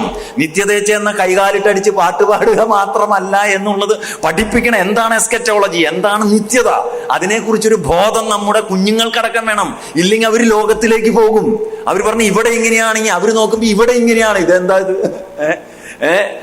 അവിടെ ഇങ്ങനെ തന്നെയാണോ? അല്ല പ്രിയപ്പെട്ടവരെ, ദൈവവചനം പഠിക്കുമ്പോൾ ഇവിടെ നാം പ്രവർത്തിക്കുന്നതിനും ജീവിക്കുന്നതിനും അനുസൃതമായ പ്രതിഫലം നമുക്കുണ്ട്. ആ പ്രതിഫലം കിട്ടണമെങ്കിൽ നമുക്ക് ബോധം വേണ്ടേ? നമുക്ക് ബുദ്ധിയും വികാരം വിചാരങ്ങളും ഉള്ള ഒരു ശരീരം, അത് ആത്മീകമായ ശരീരം. അതിൽ നമുക്ക് കാണാൻ കഴിയും, ഓർക്കാൻ കഴിയും. എനിക്ക് കിട്ടുന്ന പ്രതിഫലം എന്തിനാണെന്ന് ചിന്തിക്കാൻ കഴിയും. ഇതിനൊക്കെ കഴിയും. അങ്ങനത്തെ ഒരു ശരീരം. പിന്നെ നമുക്ക് ഡ്യൂട്ടി ഉണ്ട്, വെറുതെ ഇരിക്കുകയല്ല. സഹസ്രാബ്ദ വാഴ്ചയിൽ നമുക്ക് ഡ്യൂട്ടിയുണ്ട് ഈ ഭൂമിയിൽ. സഭ വാഴുമെന്നാണ് പറഞ്ഞിരിക്കുന്നത്. കർത്താവിനോടുകൂടെ യെരുശലേമിൽ മഹാരാജാവായി കർത്താവ് ഭരണം നടത്തുമ്പോൾ സഭ അവനോടുകൂടെ വാഴും. നമ്മൾ ഈ ഭൂമിയെ വാഴും. ഇവിടെയുള്ള ജനത്തെ ഭരണം നടത്തും. നമ്മെ ജനം അനുസരിക്കേണ്ടതായിട്ട് വരും. പിന്നെ അത് കഴിഞ്ഞ് നിത്യതയിലേക്ക് പ്രവേശിക്കും. അവിടെയെല്ലാം നമുക്ക് ഡ്യൂട്ടി ഉണ്ട്. നേരം നമുക്ക് ബോറടിക്കില്ല. അത് മനസ്സിലാക്കണമെങ്കിൽ നമുക്ക് ലഭിക്കാൻ പോകുന്ന ശരീരത്തെക്കുറിച്ചും നിലനിൽക്കുന്ന നഗരത്തെക്കുറിച്ചും പഠനം വേണം. അതാ ഞാൻ പറഞ്ഞത്, ഗൗരവമായിട്ട് ചിന്തിക്കണം. ഇതിങ്ങനെ പെട്ടെന്ന് പറഞ്ഞു തീർക്കേണ്ട വിഷയവുമല്ല പ്രിയപ്പെട്ടവരെ. അതുകൊണ്ട് ഈ അറിവും ബോധവും നമുക്ക് ഉണ്ടെങ്കിൽ നമുക്ക് ലക്ഷ്യമുണ്ടാകും. നമ്മളത് അഭിമാനിക്കും. ഏത് കാര്യത്തിൽ? ദൈവത്തെ പ്രസാദിപ്പിക്കുന്ന കാര്യത്തിൽ. ഇപ്പൊ ആരെ പ്രസാദിപ്പിക്കണേ? ഏറ്റവും കൂടുതൽ എന്തായിരിക്കും? നമ്മൾ തന്നെ ചിന്തിക്കുക ഈ പ്രഭാതത്തിൽ. ശരി, ഓടിച്ചു പറഞ്ഞു പോകാം. 5-ാം അധ്യായത്തിന്റെ 4-5 വാക്യം. ഉരിവാനല്ല മർത്യമായത് ജീവനാൽ നീങ്ങിപ്പോകേണ്ടതിന് മീതെ ഉടുപ്പാൻ ഇച്ഛിക്കയാൽ. പുതിയ ശരീരത്തെ കുറിച്ചാണ് കേട്ടോ. ഞങ്ങൾ ഈ കൂടാരത്തിൽ ഇരിക്കുന്നിടത്തോളം ഭാരപ്പെട്ട് ഞെരുങ്ങുന്നു. അതിനായി ഞങ്ങളെ ഒരുക്കിയത് ആത്മാവിനെ അച്ചാരമായി തന്നിരിക്കുന്ന ദൈവം തന്നെ. ഈ അറിവ്, പുതിയ ശരീരം ലഭിക്കുമെന്നും ഈ ഭൂമിയിൽ കഷ്ടതയോടെയും ബുദ്ധിമുട്ടോടുകൂടെയും ദൈവരാജ്യത്തിന് വേണ്ടി ജീവിക്കുവാൻ ഞങ്ങളെ അനുവദിക്കുന്നത് പരിശുദ്ധാത്മാവാണ്, പരിശുദ്ധാത്മാവിന്റെ ശക്തിയാണെന്നുള്ള അറിവ്. അപ്പൊ നമുക്ക് പരിശുദ്ധാത്മാവിന്റെ ശക്തി ഉണ്ടോ? ഈ പെന്തക്കോസ്തുകാർ എന്താ പറഞ്ഞേ? നമുക്ക് ആത്മാവില്ല എന്ന് പറഞ്ഞേ. പക്ഷെ നമ്മൾ ആത്മാവിൽ എഴുതിയ പാട്ട് അവർ പാടുകയും ചെയ്യും. അവർ തെറ്റുകാരാണെന്നും പറയാനല്ല, നമ്മുടെ വിഷയം അതല്ല. അവർ നല്ലവരാണ്, നമ്മൾ തെറ്റാണെന്നും തരം തിരിക്കേണ്ട ആവശ്യമൊന്നുമില്ല. മറിച്ചൊരു കാര്യം, ഈ നമുക്ക് ആത്മാവിനെ തന്നിട്ടുണ്ടോ? നമുക്ക് ആത്മാവുണ്ടോ? അപ്പൊ അത് സംശയമാണോ? അല്ലേ? ഈ സഹോദരൻ എന്നെ പറയണ ചോന്നോടിന്ന് വന്നേച്ച് ഇതൊന്നും ഞങ്ങൾക്ക് അറിയില്ലാത്ത, നിങ്ങൾക്ക് അറിയാം, നമുക്കറിയാം. ആത്മാവ് എവിടെയാ വസിക്കണേ? ആത്മാവ് എവിടെയാ വസിക്കണേ? നമുക്കറിയുന്ന കാര്യമാണ്. നാം രക്ഷിക്കപ്പെട്ടപ്പോൾ പരിശുദ്ധാത്മാവ് നമ്മുടെ ഉള്ളിലേക്ക് വന്നു. മനുഷ്യാത്മാവിലേക്ക് പരിശുദ്ധാത്മാവ് വന്നു. മനുഷ്യാത്മാവും പരിശുദ്ധാത്മാവും കൂടെ ഒന്നായി തീർന്നു. പിന്നെ പിരിയാൻ പറ്റില്ലാത്ത ബന്ധത്തിലേക്ക് വന്നു. നമുക്ക് നിത്യജീവൻ ലഭിച്ചു. പരിശുദ്ധാത്മാവ് നമ്മുടെ ഉള്ളിൽ വസിക്കുന്നു. പരിശുദ്ധാത്മാവ് നമ്മെ നയിക്കുന്നു. പരിശുദ്ധാത്മാവ് തന്നെ ഒരു മനുഷ്യനെ നയിക്കുകയില്ല, വചനത്തിലൂടെ നയിക്കും. പരിശുദ്ധാത്മാവിനെ ഉള്ളിലും ദൈവത്തിന്റെ വചനം നമ്മുടെ കയ്യിലും തന്നിരിക്കുക. ഈ വചനം എത്രത്തോളം നമ്മൾ പഠിക്കുന്നുവോ അത്രത്തോളം ആ മനുഷ്യൻ ആത്മാവിനെ അനുസരിക്കും. ആത്മാവ് ആ മനുഷ്യനെ നടത്തും. വചനം പഠിക്കാത്തവനോട് പരിശുദ്ധാത്മാവ് ഇടപെടില്ല. വചനം പഠിക്കാത്തവനോട് പരിശുദ്ധാത്മാവ് സംസാരിക്കുകയില്ല. വചനം പഠിക്കാത്തവന്റെ മേൽ പരിശുദ്ധാത്മാവിന്റെ ശക്തി വ്യാപരിക്കുകയില്ല. അപ്പൊ വചന പഠനം ആവശ്യമാണ്. വചനം പഠിക്കുന്നുണ്ടോ, പരിശുദ്ധാത്മാവ് അവനെ നിയന്ത്രിക്കും. വചനവും ആത്മാവും ഒരു പക്ഷിയുടെ 2 ചിറക് പോലെയാ. അത് രണ്ടും ഒരുമിച്ചാ പ്രവർത്തിക്കുക. അത് നിങ്ങൾ കർത്താവിന്റെ ജനനം മുതൽ നോക്കിയോ. വചനം ജഡമായി തീർന്നു, കൃപയും സത്യവും നിറഞ്ഞവനെ നമ്മുടെ ഇടയിൽ പറഞ്ഞു. എങ്ങനെ വചനം ജഡമായി? അത്യുന്നതന്റെ ശക്തി നിന്റെ മേൽ വരും, ആകയാൽ ഉത്ഭവിക്കുന്ന വിശുദ്ധ പ്രജ പരിശുദ്ധാത്മാവിനാൽ ജനിച്ചു, പരിശുദ്ധാത്മാവിനാൽ ജീവിച്ചു. അവൻ വചനം കൈകാര്യം ചെയ്തു, അവൻ വചനം സംസാരിച്ചു, പരിശുദ്ധാത്മാവിനാൽ കഷ്ടം സഹിച്ചു, നിത്യാത്മാവിനാൽ ദൈവത്തിനു വേണ്ടി യാഗമായി തീർന്നു, പരിശുദ്ധാത്മാവിനാൽ എഴുന്നേറ്റു. ഇതെല്ലാം നിങ്ങൾ പരിശോധിച്ച് നോക്കി. അപ്പൊ ഈ പരിശുദ്ധാത്മാവ് നമുക്കുണ്ടെന്നുള്ള ബോധം നമുക്കുണ്ടാകണം. പെന്തിക്കോസ്തുകാർ പറഞ്ഞ പോലെയല്ല. ഇതുണ്ടെന്നുള്ള ബോധം നമുക്കുണ്ടാകണമെങ്കിൽ ഇതുണ്ടോ എന്നുള്ളത് നമ്മൾ അറിയണം, അല്ലേ? ഇത് കിട്ടിയായിരുന്നു, ഇപ്പൊ ഉണ്ടോ? കിട്ടി, ഇത് സംഭവം നമുക്ക് കിട്ടിയതാ. പക്ഷെ ഇപ്പൊ ഉണ്ടോ? അതാ പെന്തിക്കോസ്തുകാർ പറഞ്ഞത് നിങ്ങൾക്ക് ഇല്ലാന്ന്. നമുക്കില്ല എന്ന് പറയാൻ കാരണം ഇപ്പൊ ഉണ്ടോ എന്ന് പരിശോധിക്കണം. ഇപ്പൊ ഉണ്ടോ എന്നുള്ളത് ആ അറിവാണ് പൗലോസിനുണ്ടായിരുന്നത്. ഞങ്ങളെ നയിക്കുന്നത് ആരാണ്? ഞങ്ങളെ നടത്തുന്നത് പരിശുദ്ധാത്മാവാണെന്നുള്ള അറിവ്. അതുകൊണ്ടാണ് 2 കൊരിന്ത്യർ 1-ാം അധ്യായത്തിന്റെ 22-ാം വാക്യം നിങ്ങൾ നോക്കുക. അവിടെ ഞാൻ വായിക്കുന്നില്ല, എങ്കിലും ഒന്ന് ഓടിച്ചു പറയാം. അവിടെ പറഞ്ഞു, അവൻ നമ്മെ മുദ്രയിട്ടും ആത്മാവെന്ന അച്ചാരം നമ്മുടെ ഹൃദയങ്ങളിൽ തന്നുമിരിക്കുന്നു. നമുക്ക് ആരെ തന്നിട്ടുണ്ട്? പരിശുദ്ധാത്മാവിനെ തന്നിട്ടുണ്ട്. പരിശുദ്ധാത്മാവിനെ. പിന്നെ എഫേസ്യ ലേഖനം 1:14 എന്താ പറയണേ?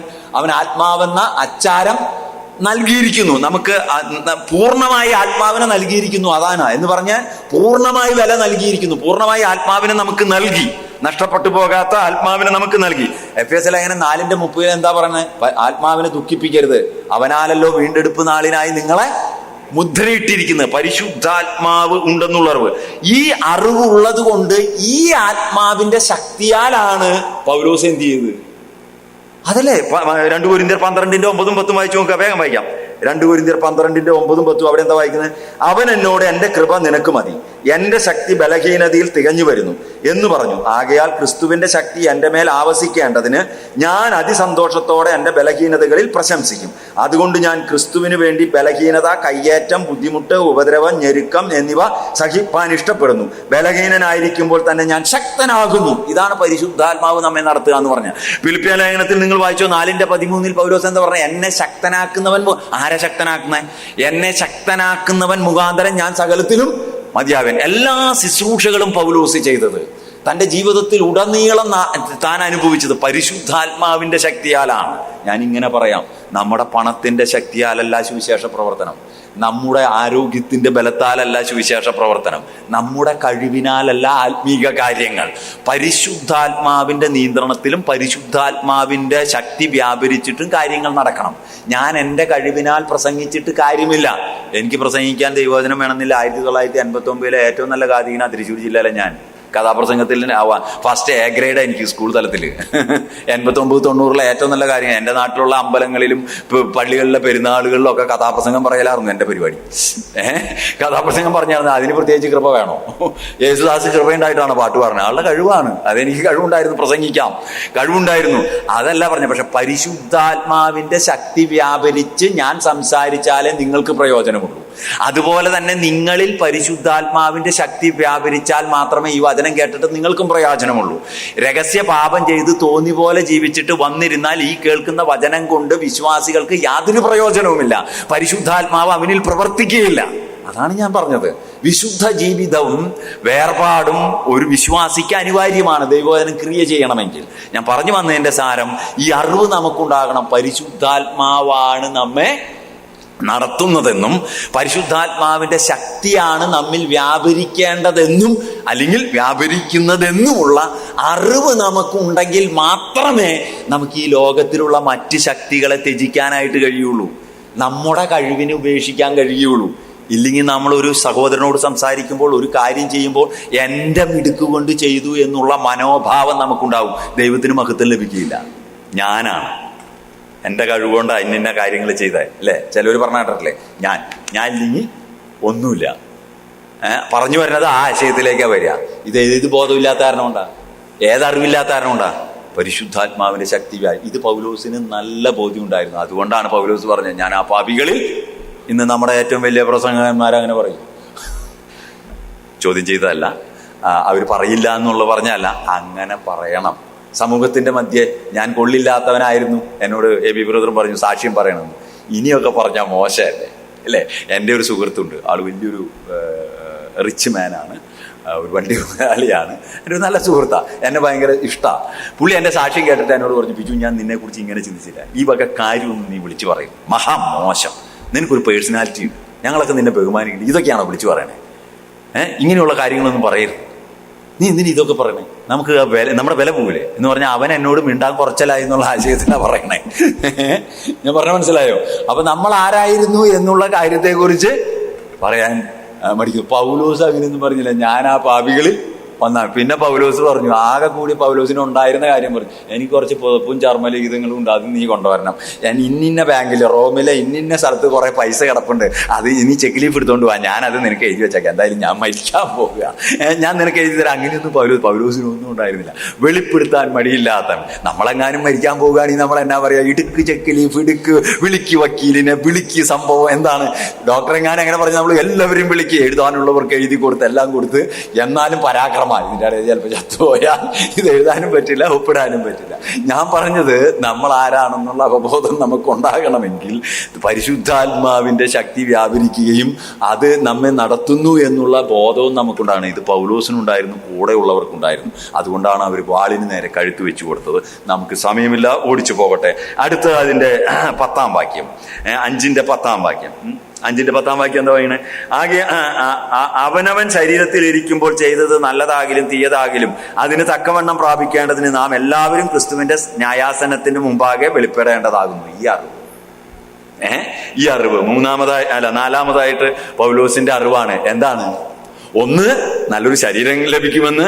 2, നിലനിൽക്കുന്ന ഒരു നഗരം ലഭിക്കുമെന്ന്. 3, പരിശുദ്ധാത്മാവിന്റെ ശക്തിയാലാണ് ഞങ്ങൾ ജീവിക്കുന്നതെന്ന്.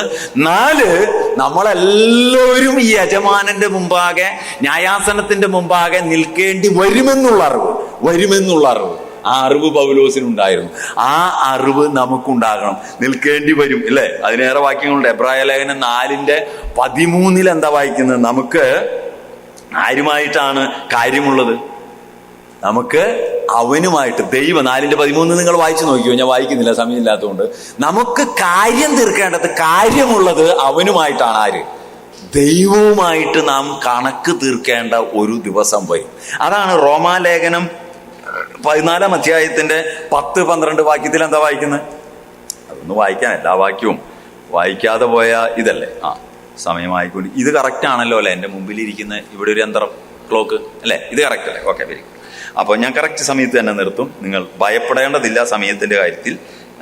ഞാൻ പറഞ്ഞത് റോമാലേഖനം 14-ാം അധ്യായത്തിന്റെ 10-12 വാക്യം നമുക്ക് അറിയുന്ന വാക്യമാണ്. അവിടെ എന്താണ് വായിക്കുന്നത്? 10-12. എന്നാൽ നിങ്ങൾ സഹോദരനെ വിധിക്കുന്നത് എന്ത്? അല്ല, നീ സഹോദരനെ ധിക്കരിക്കുന്നത് എന്ത്? നാം എല്ലാവരും ദൈവത്തിന്റെ ന്യായാസനത്തിന്റെ മുമ്പാകെ നിൽക്കേണ്ടി വരും. എന്നാണ് എന്റെ മുമ്പിൽ എല്ലാ മുഴങ്കാലും എല്ലാ നാവും ദൈവത്തെ സ്തുതിക്കുമെന്ന് കർത്താവ് അരുളി ചെയ്യുന്നു എന്ന് എഴുതിയിരിക്കുന്നുവല്ലോ. ആകയാൽ നമ്മിൽ ഓരോരുത്തൻ ദൈവത്തോട് കണക്ക് ബോധിപ്പിക്കേണ്ടി വരും. അതുകൊണ്ട് പൗലോസ് പറയാണ്, നാം എല്ലാവരും ക്രിസ്തുവിന്റെ അവനവൻ ചെയ്തതിന്റെ അടിസ്ഥാനത്തിൽ പ്രവർത്തിക്കടുത്ത വിധിക്ക് നാം എല്ലാവരും, നമ്മുടെ പ്രവൃത്തി എന്താണ്? നാം ഈ അറിവിനാൽ ജീവിച്ചവരാണോ?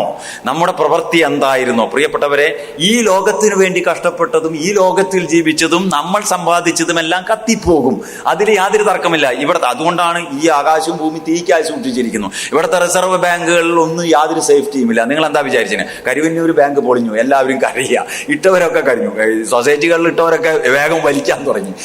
നാഷണലൈസ് ബാങ്കുകളിലേക്ക് പോയി. ഇവിടുത്തെ RBI അത് തകർക്കപ്പെട്ടാൽ അതിന്റെ എക്കണോമിക് സിസ്റ്റം തകർന്നു പോയി കഴിഞ്ഞാൽ, അല്ലെങ്കിൽ മറ്റൊരു രാജ്യം നമ്മുടെ രാജ്യത്തെ ആക്രമിച്ച് കീഴ്പ്പെടുത്തി കഴിഞ്ഞാൽ നമ്മുടെ സമ്പത്ത് അവിടെ അതെല്ലാം ചിതലരിച്ച് പുഴുതുരുമ്പ് പിടിച്ചു പോകുന്നതേ ഇവിടെയുള്ളൂ. ഒന്നും സുസ്ഥിരമല്ല, ഇവിടെ ഒന്നും ഒരു സേഫ് അല്ല.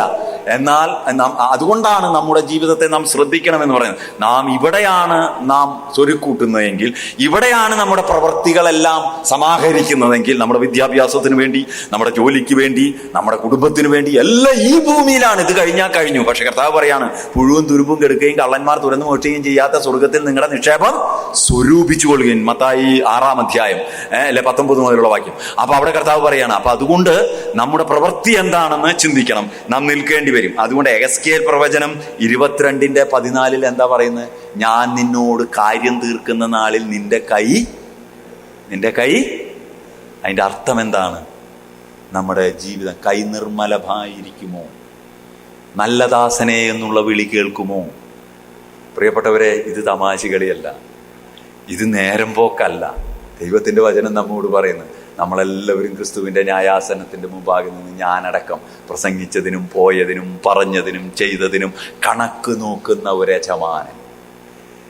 നാം എങ്ങനെ ഫലം കായ്ച്ചു എന്ന് കണക്ക് നോക്കുന്ന ഒരു യജമാനൻ, അടിവരയിട്ട് പ്രതിഫലം തരുന്ന ഒരു യജമാനൻ. ദൈവമാർക്കും കടക്കാരനല്ല. അതുകൊണ്ട് ഈ അറിവ് നമുക്കുണ്ടായിരിക്കണം. ഞാൻ വിശദീകരിക്കുന്നില്ല, ഈ അറിവ് നമുക്കുണ്ടായിരിക്കണം. അടുത്ത് 2 കാര്യം പറഞ്ഞ് ഞാൻ അവസാനിപ്പിക്കാം. 2 വാക്യങ്ങളുടെ ആണല്ലോ ഉള്ളൂ.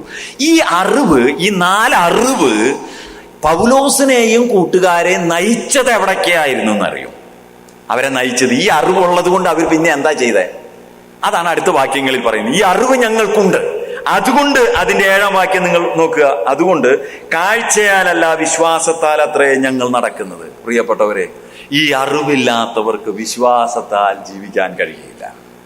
ഈ അറിവില്ലാത്തവർ അവരുടെ പണം കൊണ്ട് ജീവിക്കും, അവരുടെ വിദ്യാഭ്യാസം കൊണ്ട് ജീവിക്കും, അവരുടെ കഴിവ് കൊണ്ട് ജീവിക്കും, അവരുടെ ക്രമീകരണങ്ങൾ കൊണ്ട് ജീവിച്ചു മുന്നോട്ട് പോകും.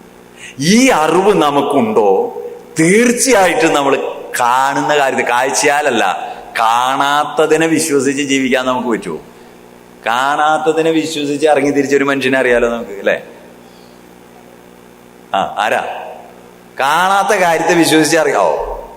അതാണല്ലോ നമ്മുടെ പിതാവ്. എന്തിന്റെ പിതാവ്? വിശ്വാസികളുടെ പിതാവ് അബ്രഹാം. കാണാത്ത കാര്യത്തെ ഈ എബ്രായ ലേഖനം 11:1 എന്താ പറഞ്ഞേ? ആശിക്കുന്നതിന്റെ ഉറപ്പും കാണാത്ത കാര്യങ്ങളുടെ വിശ്വാസം എന്നത് ആശിക്കുന്നതിന്റെ ഉറപ്പും കാണാത്ത കാര്യങ്ങളുടെ നിശ്ചയമാകുന്നു. അങ്ങനെ ഇറങ്ങി തിരിച്ചത് ആര്? എന്നിട്ട് ആ വിശ്വാസ വീരന്മാരുടെ പേരാ പട്ടിക 11-ാം അധ്യായത്തിൽ പറയുന്നത്. അബ്രാഹാമിനെ അടക്കം കൊണ്ടുവന്നിട്ട് കാഴ്ചയാലല്ല വിശ്വാസത്താൽ അവർ ജീവിച്ചു. പൗലോസും അങ്ങനെ തന്നെ ജീവിച്ചു, വിശ്വാസത്താൽ ജീവിച്ചു. പ്രിയപ്പെട്ടവരെ, അതുകൊണ്ട് ദൈവത്തിന്റെ വചനം നമ്മെ ഓർമ്മിപ്പിക്കുകയാണ്. അതുകൊണ്ടാണ് ഈ 2 കൊരിന്ത്യർ തന്നെ 4:18 തൊട്ട് മുകളിലുള്ള വാക്യം 17-18 നൊടി നേരത്തേക്കുള്ള ഞങ്ങളുടെ ലഘുവായ കഷ്ടം അത്യന്തം അനവധിയായി തേജസ്സിന്റെ നിത്യഘനം ഞങ്ങൾക്ക് കിട്ടുവാൻ ഹേതുവാകുന്നു. കാണുന്നതിനെ അല്ല കാണാത്തതിനെ അത്രേ ഞങ്ങൾ നോക്കിക്കൊണ്ടിരിക്കുന്നു. കാണുന്നത് താൽക്കാലികം, കാണാത്തതോ നിത്യം. അതുകൊണ്ട് എന്നിട്ടാണ് താഴെ പൗലോസ് മറ്റുള്ള കാര്യങ്ങൾ വിശദീകരിക്കുന്നത്. പൗലോസ് പറയാണ്, ഞങ്ങൾ കാണുന്നതിനെ അല്ല കാണാത്തതിനെ, കാഴ്ചയാലല്ല ഞങ്ങൾ എന്ത് ചെയ്യുക, ഇങ്ങനെ ജീവിക്കാൻ നമുക്ക് കഴിയുന്നില്ലെങ്കിൽ അതിന്റെ കാരണം എന്താണെന്നറിയോ? മുകളിൽ പറഞ്ഞ അറിവ് നമുക്കില്ല. ഈ അറിവ് മുകളിൽ പറഞ്ഞ ലഭിക്കാൻ പോകുന്ന ശരീരത്തെക്കുറിച്ച്, ലഭിക്കാൻ പോകുന്ന രാജ്യത്തെക്കുറിച്ച്, അതുപോലെ തന്നെ പിന്നെന്താ പറഞ്ഞ പരദേശിയാണെന്നുള്ള അറിവ്, നാം ന്യായാസനത്തിന്റെ മുമ്പാകെ നിൽക്കുമെന്നുള്ള അറിവ് നമ്മുടെ ഓരോ കുഞ്ഞുങ്ങൾക്കും വലിയവർക്കും ചെറിയവർക്കും ഉണ്ടെങ്കിൽ നമ്മുടെ ജീവിതം വിശ്വാസത്താലായിരിക്കും. ഇല്ലെങ്കിൽ നിങ്ങൾ ചിന്തിച്ചോ, സ്വയത്തിൽ ജീവിക്കും. നമ്മൾ സ്വയത്തിൽ നമ്മുടെ കഴിവിൽ ജീവിക്കും.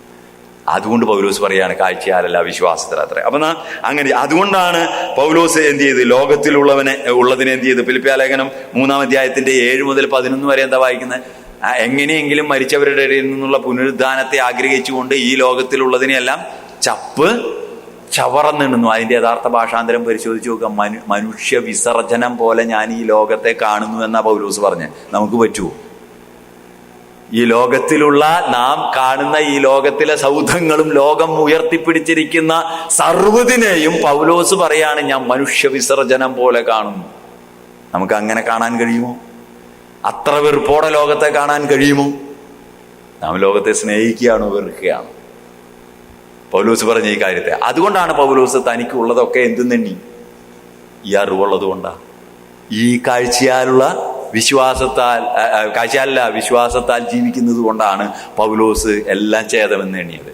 പ്രിയപ്പെട്ടവരെ, നഷ്ടങ്ങളെ ഛേദമെന്ന് എല്ലാം നഷ്ടപ്പെട്ടാലും അതിൻ്റെ മുമ്പിൽ നിവർന്നു നിൽക്കുവാൻ നമുക്ക് കഴിയണമെങ്കിൽ, മരണത്തിൻ്റെ മുമ്പിലും രോഗത്തിൻ്റെ മുമ്പിലും നമ്മുടെ പ്രിയപ്പെട്ടവർ വിട്ടുപിരിയുമ്പോഴും ഒക്കെ നമുക്ക് സധൈര്യം മുന്നോട്ട് പോകുവാനായിട്ട് കഴിയണമെങ്കിൽ, നമ്മുടെ ധനം നഷ്ടപ്പെടുമ്പോൾ, വിദ്യാഭ്യാസം നഷ്ടപ്പെടുമ്പോൾ, പരീക്ഷയിൽ തോൽക്കുമ്പോൾ, വീട് പണിയാതിരിക്കുമ്പോൾ, ബിസിനസ് തകരുമ്പോൾ, നമ്മുടെ ജീവിതത്തിലെ പ്രതിസന്ധികളും പ്രയാസങ്ങളും നമ്മുടെ മുമ്പിലേക്ക് വന്ന് ആഞ്ഞടിക്കുമ്പോൾ, അതിന് മുമ്പിൽ പ്രാർത്ഥിക്കണേ സഹോദര എന്ന് പറയുന്നത് നല്ലതാണെങ്കിലും അതിനേക്കാൾ ഉപരി പ്രാർത്ഥിച്ചുകൊണ്ട് നിലനിൽക്കണമെങ്കിൽ നമുക്ക് എന്തുണ്ടാകണം?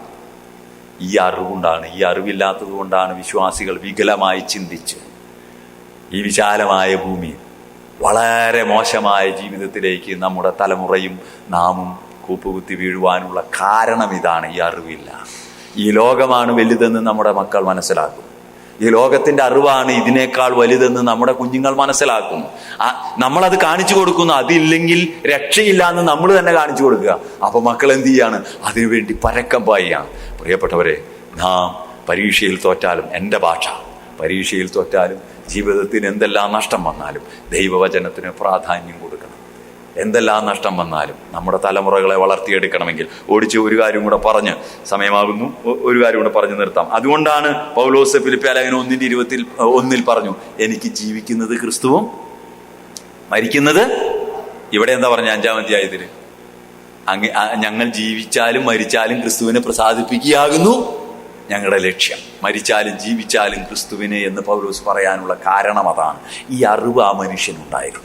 നോക്കുക, ആ മനുഷ്യന്റെ ഓരോ വാക്കുകൾ, ആ ദൈവദാസന്റെ ഓരോ ചിന്തകൾ, ദൈവദാസന് വെളിപ്പെടുത്തി കൊടുത്തത് 21 നൂറ്റാണ്ടുകളായിട്ട് ദൈവജനത്തോട് എത്ര ശക്തമായിട്ടാണ് ദൈവത്തിന്റെ ആത്മാവ് ഇടപെടുന്നത്. നമ്മൾ എത്രത്തോളം ശ്രദ്ധിക്കുന്നുണ്ട്, നമ്മൾ എത്രത്തോളം ഇങ്ങനെ ചിന്തിക്കുന്നുണ്ട്. പ്രിയപ്പെട്ടവരെ, ആത്മാർത്ഥമായിട്ട് ചിന്തിക്കണം. 5-ാം വാക്യം അവസാനമായിട്ട്, 5-ാം വാക്യം അവിടെ എന്താ വായിക്കുന്നത്? ഇങ്ങനെ ഞങ്ങൾ ധൈര്യപ്പെട്ട് ശരീരം വിട്ട് കർത്താവിനോട് കൂടെ വസിപ്പാൻ അധികം ഇഷ്ടപ്പെടുന്നു. ഈ അറിവുള്ളത് കൊണ്ട് രണ്ടാമത് അവർ ചെയ്തതാണ് കർത്താവിനോട് കൂടെ വസിക്കാൻ. ഈ അറിവില്ലാത്തവന് ഇതിനെക്കുറിച്ച് ഒരു ബോധം ഉണ്ടാവുക. അവനെ ഇഷ്ടം എവിടെ വസിക്കാനായിരുന്നു? ഇവിടെ വസിക്കാനായിരുന്നു. അതുകൊണ്ടാണല്ലോ അവൻ എന്തെങ്കിലും കേൾക്കുമ്പോഴേക്കും ഓടണത്. നമ്മൾ എന്തെങ്കിലും കേൾക്കുമ്പോഴേക്കും നല്ല സധൈര്യം പോകുന്ന വിശ്വാസിയും മാറാ രോഗാന്ന് അറിഞ്ഞു നോക്കി.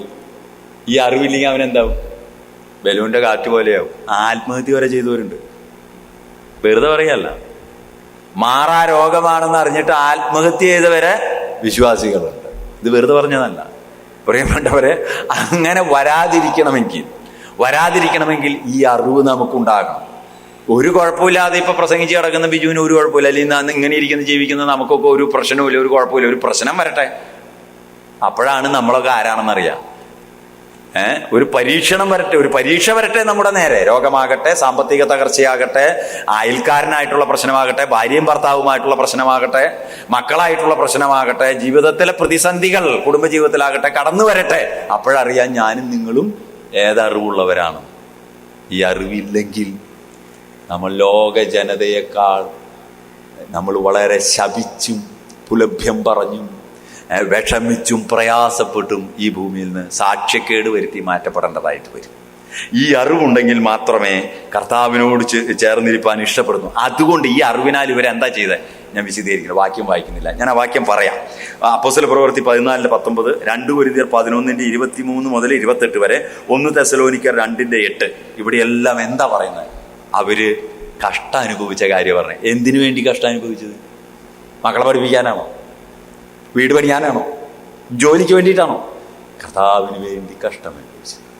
അവരുടെ ജോലി നഷ്ടപ്പെടുത്തിയത്, അവരുടെ ബിസിനസ് പോയത്, അവർ കള്ള സഹോദരന്മാരാൽ ആക്രമിക്കപ്പെട്ടത്, കപ്പൽ ഛേദത്തിൽ അകപ്പെട്ടത്, റോമാക്കാരാൽ അടിയേറ്റത്, പ്രിയപ്പെട്ടവരെ വാളിന്റെ മുമ്പിൽ അകപ്പെട്ടത്, സിംഹങ്ങളുടെ മുമ്പിൽ അകപ്പെട്ടത്, സ്വന്തം മുമ്പിൽ നിന്ന് ഭാര്യമാരെയും മക്കളെയും പിടിച്ചു പറിച്ചു കൊണ്ടുപോയി കാട്ടുമൃഗങ്ങൾക്ക് ഇട്ടുകൊടുക്കുന്നത് കണ്ടു നിന്നത്, 4 വയസ്സുള്ള കുഞ്ഞുങ്ങളെ വലിച്ചെടുത്ത് കാട്ടുമൃഗങ്ങൾക്ക് ഇട്ടുകൊടുത്ത് അവര് കടിച്ചു കീറുന്നത് കണ്ട് കണ്ണീരൊഴുക്കി നിന്ന മാതാപിതാക്കള്. ഇവരെ കുറിച്ചാണ് പറഞ്ഞത്. അവരെല്ലാം അവരുടെ ഇഷ്ടം, അവരെല്ലാം ശക്തിപ്പെടുത്തിയത്, അവരെല്ലാം ധൈര്യപ്പെടുത്തിയത് ഈ പരിശുദ്ധാത്മാവാണ്. അവർക്ക് ഈ അറിവുണ്ടായിരുന്നു പുതിയ ശരീരം കിട്ടുമെന്ന്. അവർ കാഴ്ചയാലല്ല വിശ്വാസത്താൽ ജീവിച്ചവരാണ്. അവർക്കറിയാമെന്നുമായിരുന്നു ഞങ്ങൾ കർത്താവിന്റെ പാദപീഠത്തെങ്കിൽ ഒരിക്കൽ ന്യായാസനത്തിന് മുമ്പാകെ നിൽക്കുമെന്ന്. അവർ തങ്ങളുടെ കുഞ്ഞുങ്ങളെ കൊണ്ടുപോയപ്പോൾ കരഞ്ഞെന്നുള്ളത് സ്പഷ്ടമാണ്, തകർന്നെന്നുള്ളത് സ്പഷ്ടമാണ്. പക്ഷെ അവർ വിശ്വാസം ത്യജിച്ചില്ല. അവരേറ്റവും ഇഷ്ടപ്പെട്ടത് എത്രയും വേഗം കർത്താവിനോട് കൂടെ ആയിരിക്കുവാൻ, എത്രയും വേഗം കർത്താവിനോട് ചേർന്നിരിപ്പാൻ അവർ ആഗ്രഹിച്ചു. അങ്ങനെ ഒരു ആഗ്രഹം നമുക്കുണ്ടോ? അങ്ങനെ ഒരു ഇഷ്ടം നമുക്കുണ്ടോ? ഈ അറിവിനാൽ അവർ ചെയ്ത 2 കാര്യമാണ്. കാഴ്ചയാലല്ല വിശ്വാസത്താൽ ജീവിച്ചു. ഏറെ വിശദീകരിക്കാനുണ്ട് കേട്ടോ. 5-ാം അധ്യായത്തിന്റെ 8-ാം വാക്യത്തിൽ വായിച്ചു. അതുകൊണ്ട് ശരീരം വിട്ട് കർത്താവിനോട് കൂടെ വസിപ്പാൻ ഏറ്റവും ഇഷ്ടപ്പെടുന്നു. അതുകൊണ്ടാണ് പൗലോസ് കൊലോസ്യ ലേഖനം 3-ാം അധ്യായത്തിന്റെ 1 മുതൽ പറഞ്ഞത്, നിങ്ങളെ ക്രിസ്തുവിനോടുകൂടെ ഉയർത്തെഴുന്നേൽപ്പിച്ചിരിക്കാൻ ആകിയാൽ നിങ്ങൾ ഭൂമിയിലുള്ളതല്ല ഉയരത്തിലുള്ളത് തന്നെ ചിന്തിപ്പീൻ, ഭൂമിയിലുള്ളതല്ല ഉയരത്തിൽ തന്നെ അന്വേഷിപ്പീൻ. നിങ്ങൾ മരിച്ചു, നിങ്ങളുടെ ജീവൻ ക്രിസ്തുവിനോട് കൂടെ മറിഞ്ഞിരിക്കുന്നു. ആകിയാൽ നമ്മുടെ ജീവനായ ക്രിസ്തു വെളിപ്പെടുമ്പോൾ നിങ്ങൾ അവനോട് കൂടെ തേജസ്സിൽ വെളിപ്പെടും. 3-ാം അധ്യായത്തിന്റെ 1 മുതൽ 4 വരെയുള്ള വാക്യം. അപ്പൊ പ്രിയപ്പെട്ടവരെ, ഞാനിവിടെ എൻ്റെ വാക്കുകൾ അവസാനിപ്പിക്കട്ടെ. നാം എങ്ങനെയുള്ളവരാണ്? നാം ക്രിസ്തുവിനാൽ ജീവിക്കുന്നവരാണോ? ക്രിസ്തുവിനെ ഉപയോഗിച്ച് ജീവിക്കുന്നവരാണോ? 1 കൊരിന്ത്യർ 15-ാം അധ്യായത്തിന്റെ 19-ാം വാക്യം മാത്രം ഒന്ന് വായിക്കാം. 15-ാം അധ്യായത്തിന്റെ 19. അവിടെ ഇങ്ങനെ വായിക്കണേ, നാം ഈ ആയുസ്സിൽ മാത്രം ക്രിസ്തുവിൽ പ്രത്യാശ വെച്ചിരിക്കുന്നുവെങ്കിൽ സകല മനുഷ്യരിലും അരിഷ്ടന്മാരത്രേ. 1 കൊരിന്ത്യർ 15-ാം അധ്യായം എന്താ? വരാൻ പോകുന്ന രാജ്യത്തെക്കുറിച്ചും പുനരുദ്ധാനത്തെക്കുറിച്ചാണ് പറയുന്നത്. നാം ഈ ആയുസ്സിൽ മാത്രം എന്ന് പറഞ്ഞാൽ ഈ ഭൂമിയിൽ മാത്രം യേശു ക്രിസ്തുവിനെ ഉപയോഗിച്ച് ജീവിക്കുന്ന വിശ്വാസികളാണെങ്കിൽ നമ്മൾ അരിഷ്ടന്മാരാണ്. മറ്റു മനുഷ്യരിൽ നിന്ന് ഒട്ടും വ്യത്യസ്തരല്ല. എന്നും നമ്മുടെ ജീവിതത്തിൽ അരിഷ്ടതയുണ്ടാകുള്ളൂ. എന്താ കാരണം? യേശു ക്രിസ്തുവിനെ മറ്റുള്ള മതങ്ങൾ, മറ്റുള്ള ദൈവങ്ങളെ ഉപയോഗിക്കുന്ന പോലെ. എന്തിനാ ഉപയോഗിക്കണേ? പ്രസവത്തിനൊരു ദൈവം, വളർച്ചയ്ക്കൊരു ദൈവം, ജോലിക്കൊരു ദൈവം, പണത്തിനൊരു ദൈവം, കൃഷിക്കൊരു ദൈവം, മഴയ്ക്കൊരു ദൈവം. ഇതിനൊക്കെ വേണ്ടി ഓരോരുത്തരോട് പ്രാർത്ഥിക്കുക അവര്, അല്ലേ? എൻ്റെ അടക്കം മതമായ യാക്കോബായക്കാർക്കും ഉണ്ട് ദൈവങ്ങൾ, അല്ലേ? ദൈവത്തിന് തുല്യമായിരിക്കണം. യൗസേ പിതാവ്, കന്യാമറിയം, പരിമല തിരുമേനി, മധ്യസ്ഥന്മാർ, പുണ്യവാളന്മാർ, ഇതൊക്കെ ഓരോരാവില്ല. വീട്ടിൽ പാമ്പ് വന്നാൽ ഗീവറിസ് ഉണ്ണിയാളുടെ അടുത്തേക്ക് പോകും, ഉറുമ്പ് വന്നാൽ ചിരട്ട കത്തിച്ചുകൊണ്ട് പോകും. ഇതൊക്കെ ഞങ്ങൾ ചെയ്തിട്ടുള്ള നിറച്ച് ഉറുമ്പാ. വലിയാമ്മ പറയണ കേട്ടിട്ടുണ്ട്, മോനെ ഒരു 5-6 ചിരട്ട കത്തിച്ച് സഞ്ചിയിലിട്ട് പള്ളിയിൽ കൊണ്ടു കൊടുക്കും, ഈ കുന്തിരിക്കം പോയ്ക്കാനായിട്ട്, വീശാനായിട്ട്. അപ്പൊ ഉറുമ്പ് വീട്ടിലാണ് പോകുന്നു. ഉറുമ്പിനറിയാവോ ഈ ചിരട്ട കത്തിച്ച് കഴിഞ്ഞാൽ പോവാം, അതിന് ഉറുമ്പ് പൊടിയുള്ളൂ. വല്യാമ്മക്കറിയ ഞങ്ങൾക്കും അറിയില്ല, അജ്ഞതയുടെ അന്ധകാരത്തിൽ കിടക്കുന്ന രക്ഷിക്കപ്പെടാത്ത നമുക്കറിയോ, കത്തിക്കടാ ചിരട്ട, കൂട്ടിയിട്ട് കത്തിച്ചു, പാമ്പ് വന്നു, അതുകൊണ്ട് ഈർവസാദായിക്ക് നേർച്ച നേരുക, ഇതൊക്കെയാണ് പരിപാടി. എന്നിട്ട് ഇതും കൊണ്ട് പള്ളിയിൽ കൊണ്ടു കൊടുക്കുക, അതിൽ തൃപ്തി അടഞ്ഞ് വീട്ടിൽ വരിക. ഇതുപോലെയാണ് ഇപ്പോൾ നമ്മുടെ തലമുറയും നമ്മളും. യേശുക്രിസ്തുവിനെ ഉപയോഗിക്കണേ. കല്യാണത്തിന് യേശുക്രിസ്തുവിനോട് പ്രാർത്ഥിക്കുക, വീട് പണിയാൻ യേശുക്രിസ്തുവിനോട് പ്രാർത്ഥിക്കുക, ഞങ്ങളെ രക്ഷിക്കണേ നടത്തണേ എന്ന് പ്രാർത്ഥിക്കുക, രോഗം വന്നാൽ പ്രാർത്ഥിക്കുക, അത് കഴിഞ്ഞാലോ ഇവന്റെ ഇഷ്ടത്തിന് ജീവിക്കുക. ഇതാണ് യേശുക്രിസ്തുവിനെ ഉപയോഗിച്ച് ജീവിക്കുക എന്ന് പറഞ്ഞത്. പ്രിയപ്പെട്ടവരെ, നമ്മൾ അങ്ങനെ ആകരുത്. പൗലോസ് ഗലാത്യ ലേഖനം 2:20 പറഞ്ഞു, ഞാൻ ജീവിക്കുന്നത് ക്രിസ്തുവിന്, അല്ലേ? ഞാൻ ഇപ്പോൾ ജീവിക്കുന്ന ആർക്ക് വേണ്ടിയാ? എനിക്ക് വേണ്ടി തന്നെത്താൻ ഏൽപ്പിച്ചു കൊടുത്ത യേശുക്രിസ്തുവിലെ വിശ്വാസത്താൽ ജീവിക്കുന്നു. ലോകം എനിക്ക്, ഞാൻ ലോകത്തിന് ക്രൂശിക്കപ്പെട്ടിരിക്കുന്നു. ഞാൻ എൻ്റെ ജഡത്തെ രാഗമോഹങ്ങളോടുകൂടെ ക്രൂശിക്കപ്പെട്ടിരിക്കുന്നു. യേശുക്രിസ്തുവിനാൽ ജീവിക്കണം. ഈ ജീവനാൽ നാം ജീവിക്കണം. പ്രിയപ്പെട്ടവരെ, ഇതാണ് പൗലോസ് പറഞ്ഞ ഈ അറിവ് നമുക്കുണ്ടാകണം. അതുകൊണ്ട് നാം യേശുക്രിസ്തുവിനെ ഉപയോഗിച്ച് ജീവിക്കുന്നവരാണോ, യേശുക്രിസ്തുവിനാൽ ജീവിക്കുന്നവരാണോ എന്നുള്ള ഒരു തിരിച്ചറിവ് ഉണ്ടാകുവാനുള്ള ഒരു പ്രഭാതമായി ഇത് മാറട്ടെ. നിങ്ങൾക്ക് അറിവില്ല എന്നുള്ളതല്ല, പക്ഷേ നമുക്ക് ലഭിക്കാൻ പോകുന്ന ശരീരത്തെക്കുറിച്ചും ലഭിക്കാൻ പോകുന്ന രാജ്യത്തെക്കുറിച്ചും നമ്മുടെ അങ്ങനെയുള്ള നാം നിൽക്കാൻ പോകുന്ന സ്ഥലത്തെക്കുറിച്ചും നമ്മുടെ വിശ്വാസ ജീവിതത്തെക്കുറിച്ചും നല്ല അവബോധം നമുക്കുണ്ടായിരിക്കണം. അങ്ങനെ ജീവിക്കുകയാണെങ്കിൽ നമുക്ക് യേശുക്രിസ്തുവിനെ ഉപയോഗിച്ച് ജീവിക്കേണ്ടതായിട്ട് വരില്ല, യേശുക്രിസ്തുവിനാൽ ജീവിക്കേണ്ടതായിട്ട് വരും. വിശ്വാസത്തിൽ തിളങ്ങുവാൻ കഴിയും. ഏത് സാഹചര്യത്തിലും ഉറച്ചു നിൽക്കുവാനായിട്ട് ദൈവം കൃപ തരും. അതുകൊണ്ട് മരണത്തിൻ്റെ മുമ്പിലേക്ക് പോയ രക്തസാക്ഷികളോടുള്ള ബന്ധത്തിലും മരണത്തിന് മുമ്പിലേക്ക് പോയ രോഗികളോടുള്ള ബന്ധത്തിൽ ഏത് സാഹചര്യത്തിലൂടെ കടന്നുപോയവരുടെ നാം എടുത്തു നോക്കിയാൽ അവരെല്ലാം ഈ അറിവിനാൽ നിലനിന്നവരാണ്. പ്രിയപ്പെട്ടവരെ, നാം അങ്ങനെ ആയിത്തീരുവാനായിട്ട് സ്വർഗത്തിലെ ദൈവം ധാരാളമായിട്ടുള്ള കൃപ നിങ്ങൾക്കും എനിക്കും തരട്ടെ. അവൻ്റെ നാമം വാഴ്ത്തപ്പെടുമാറാകട്ടെ.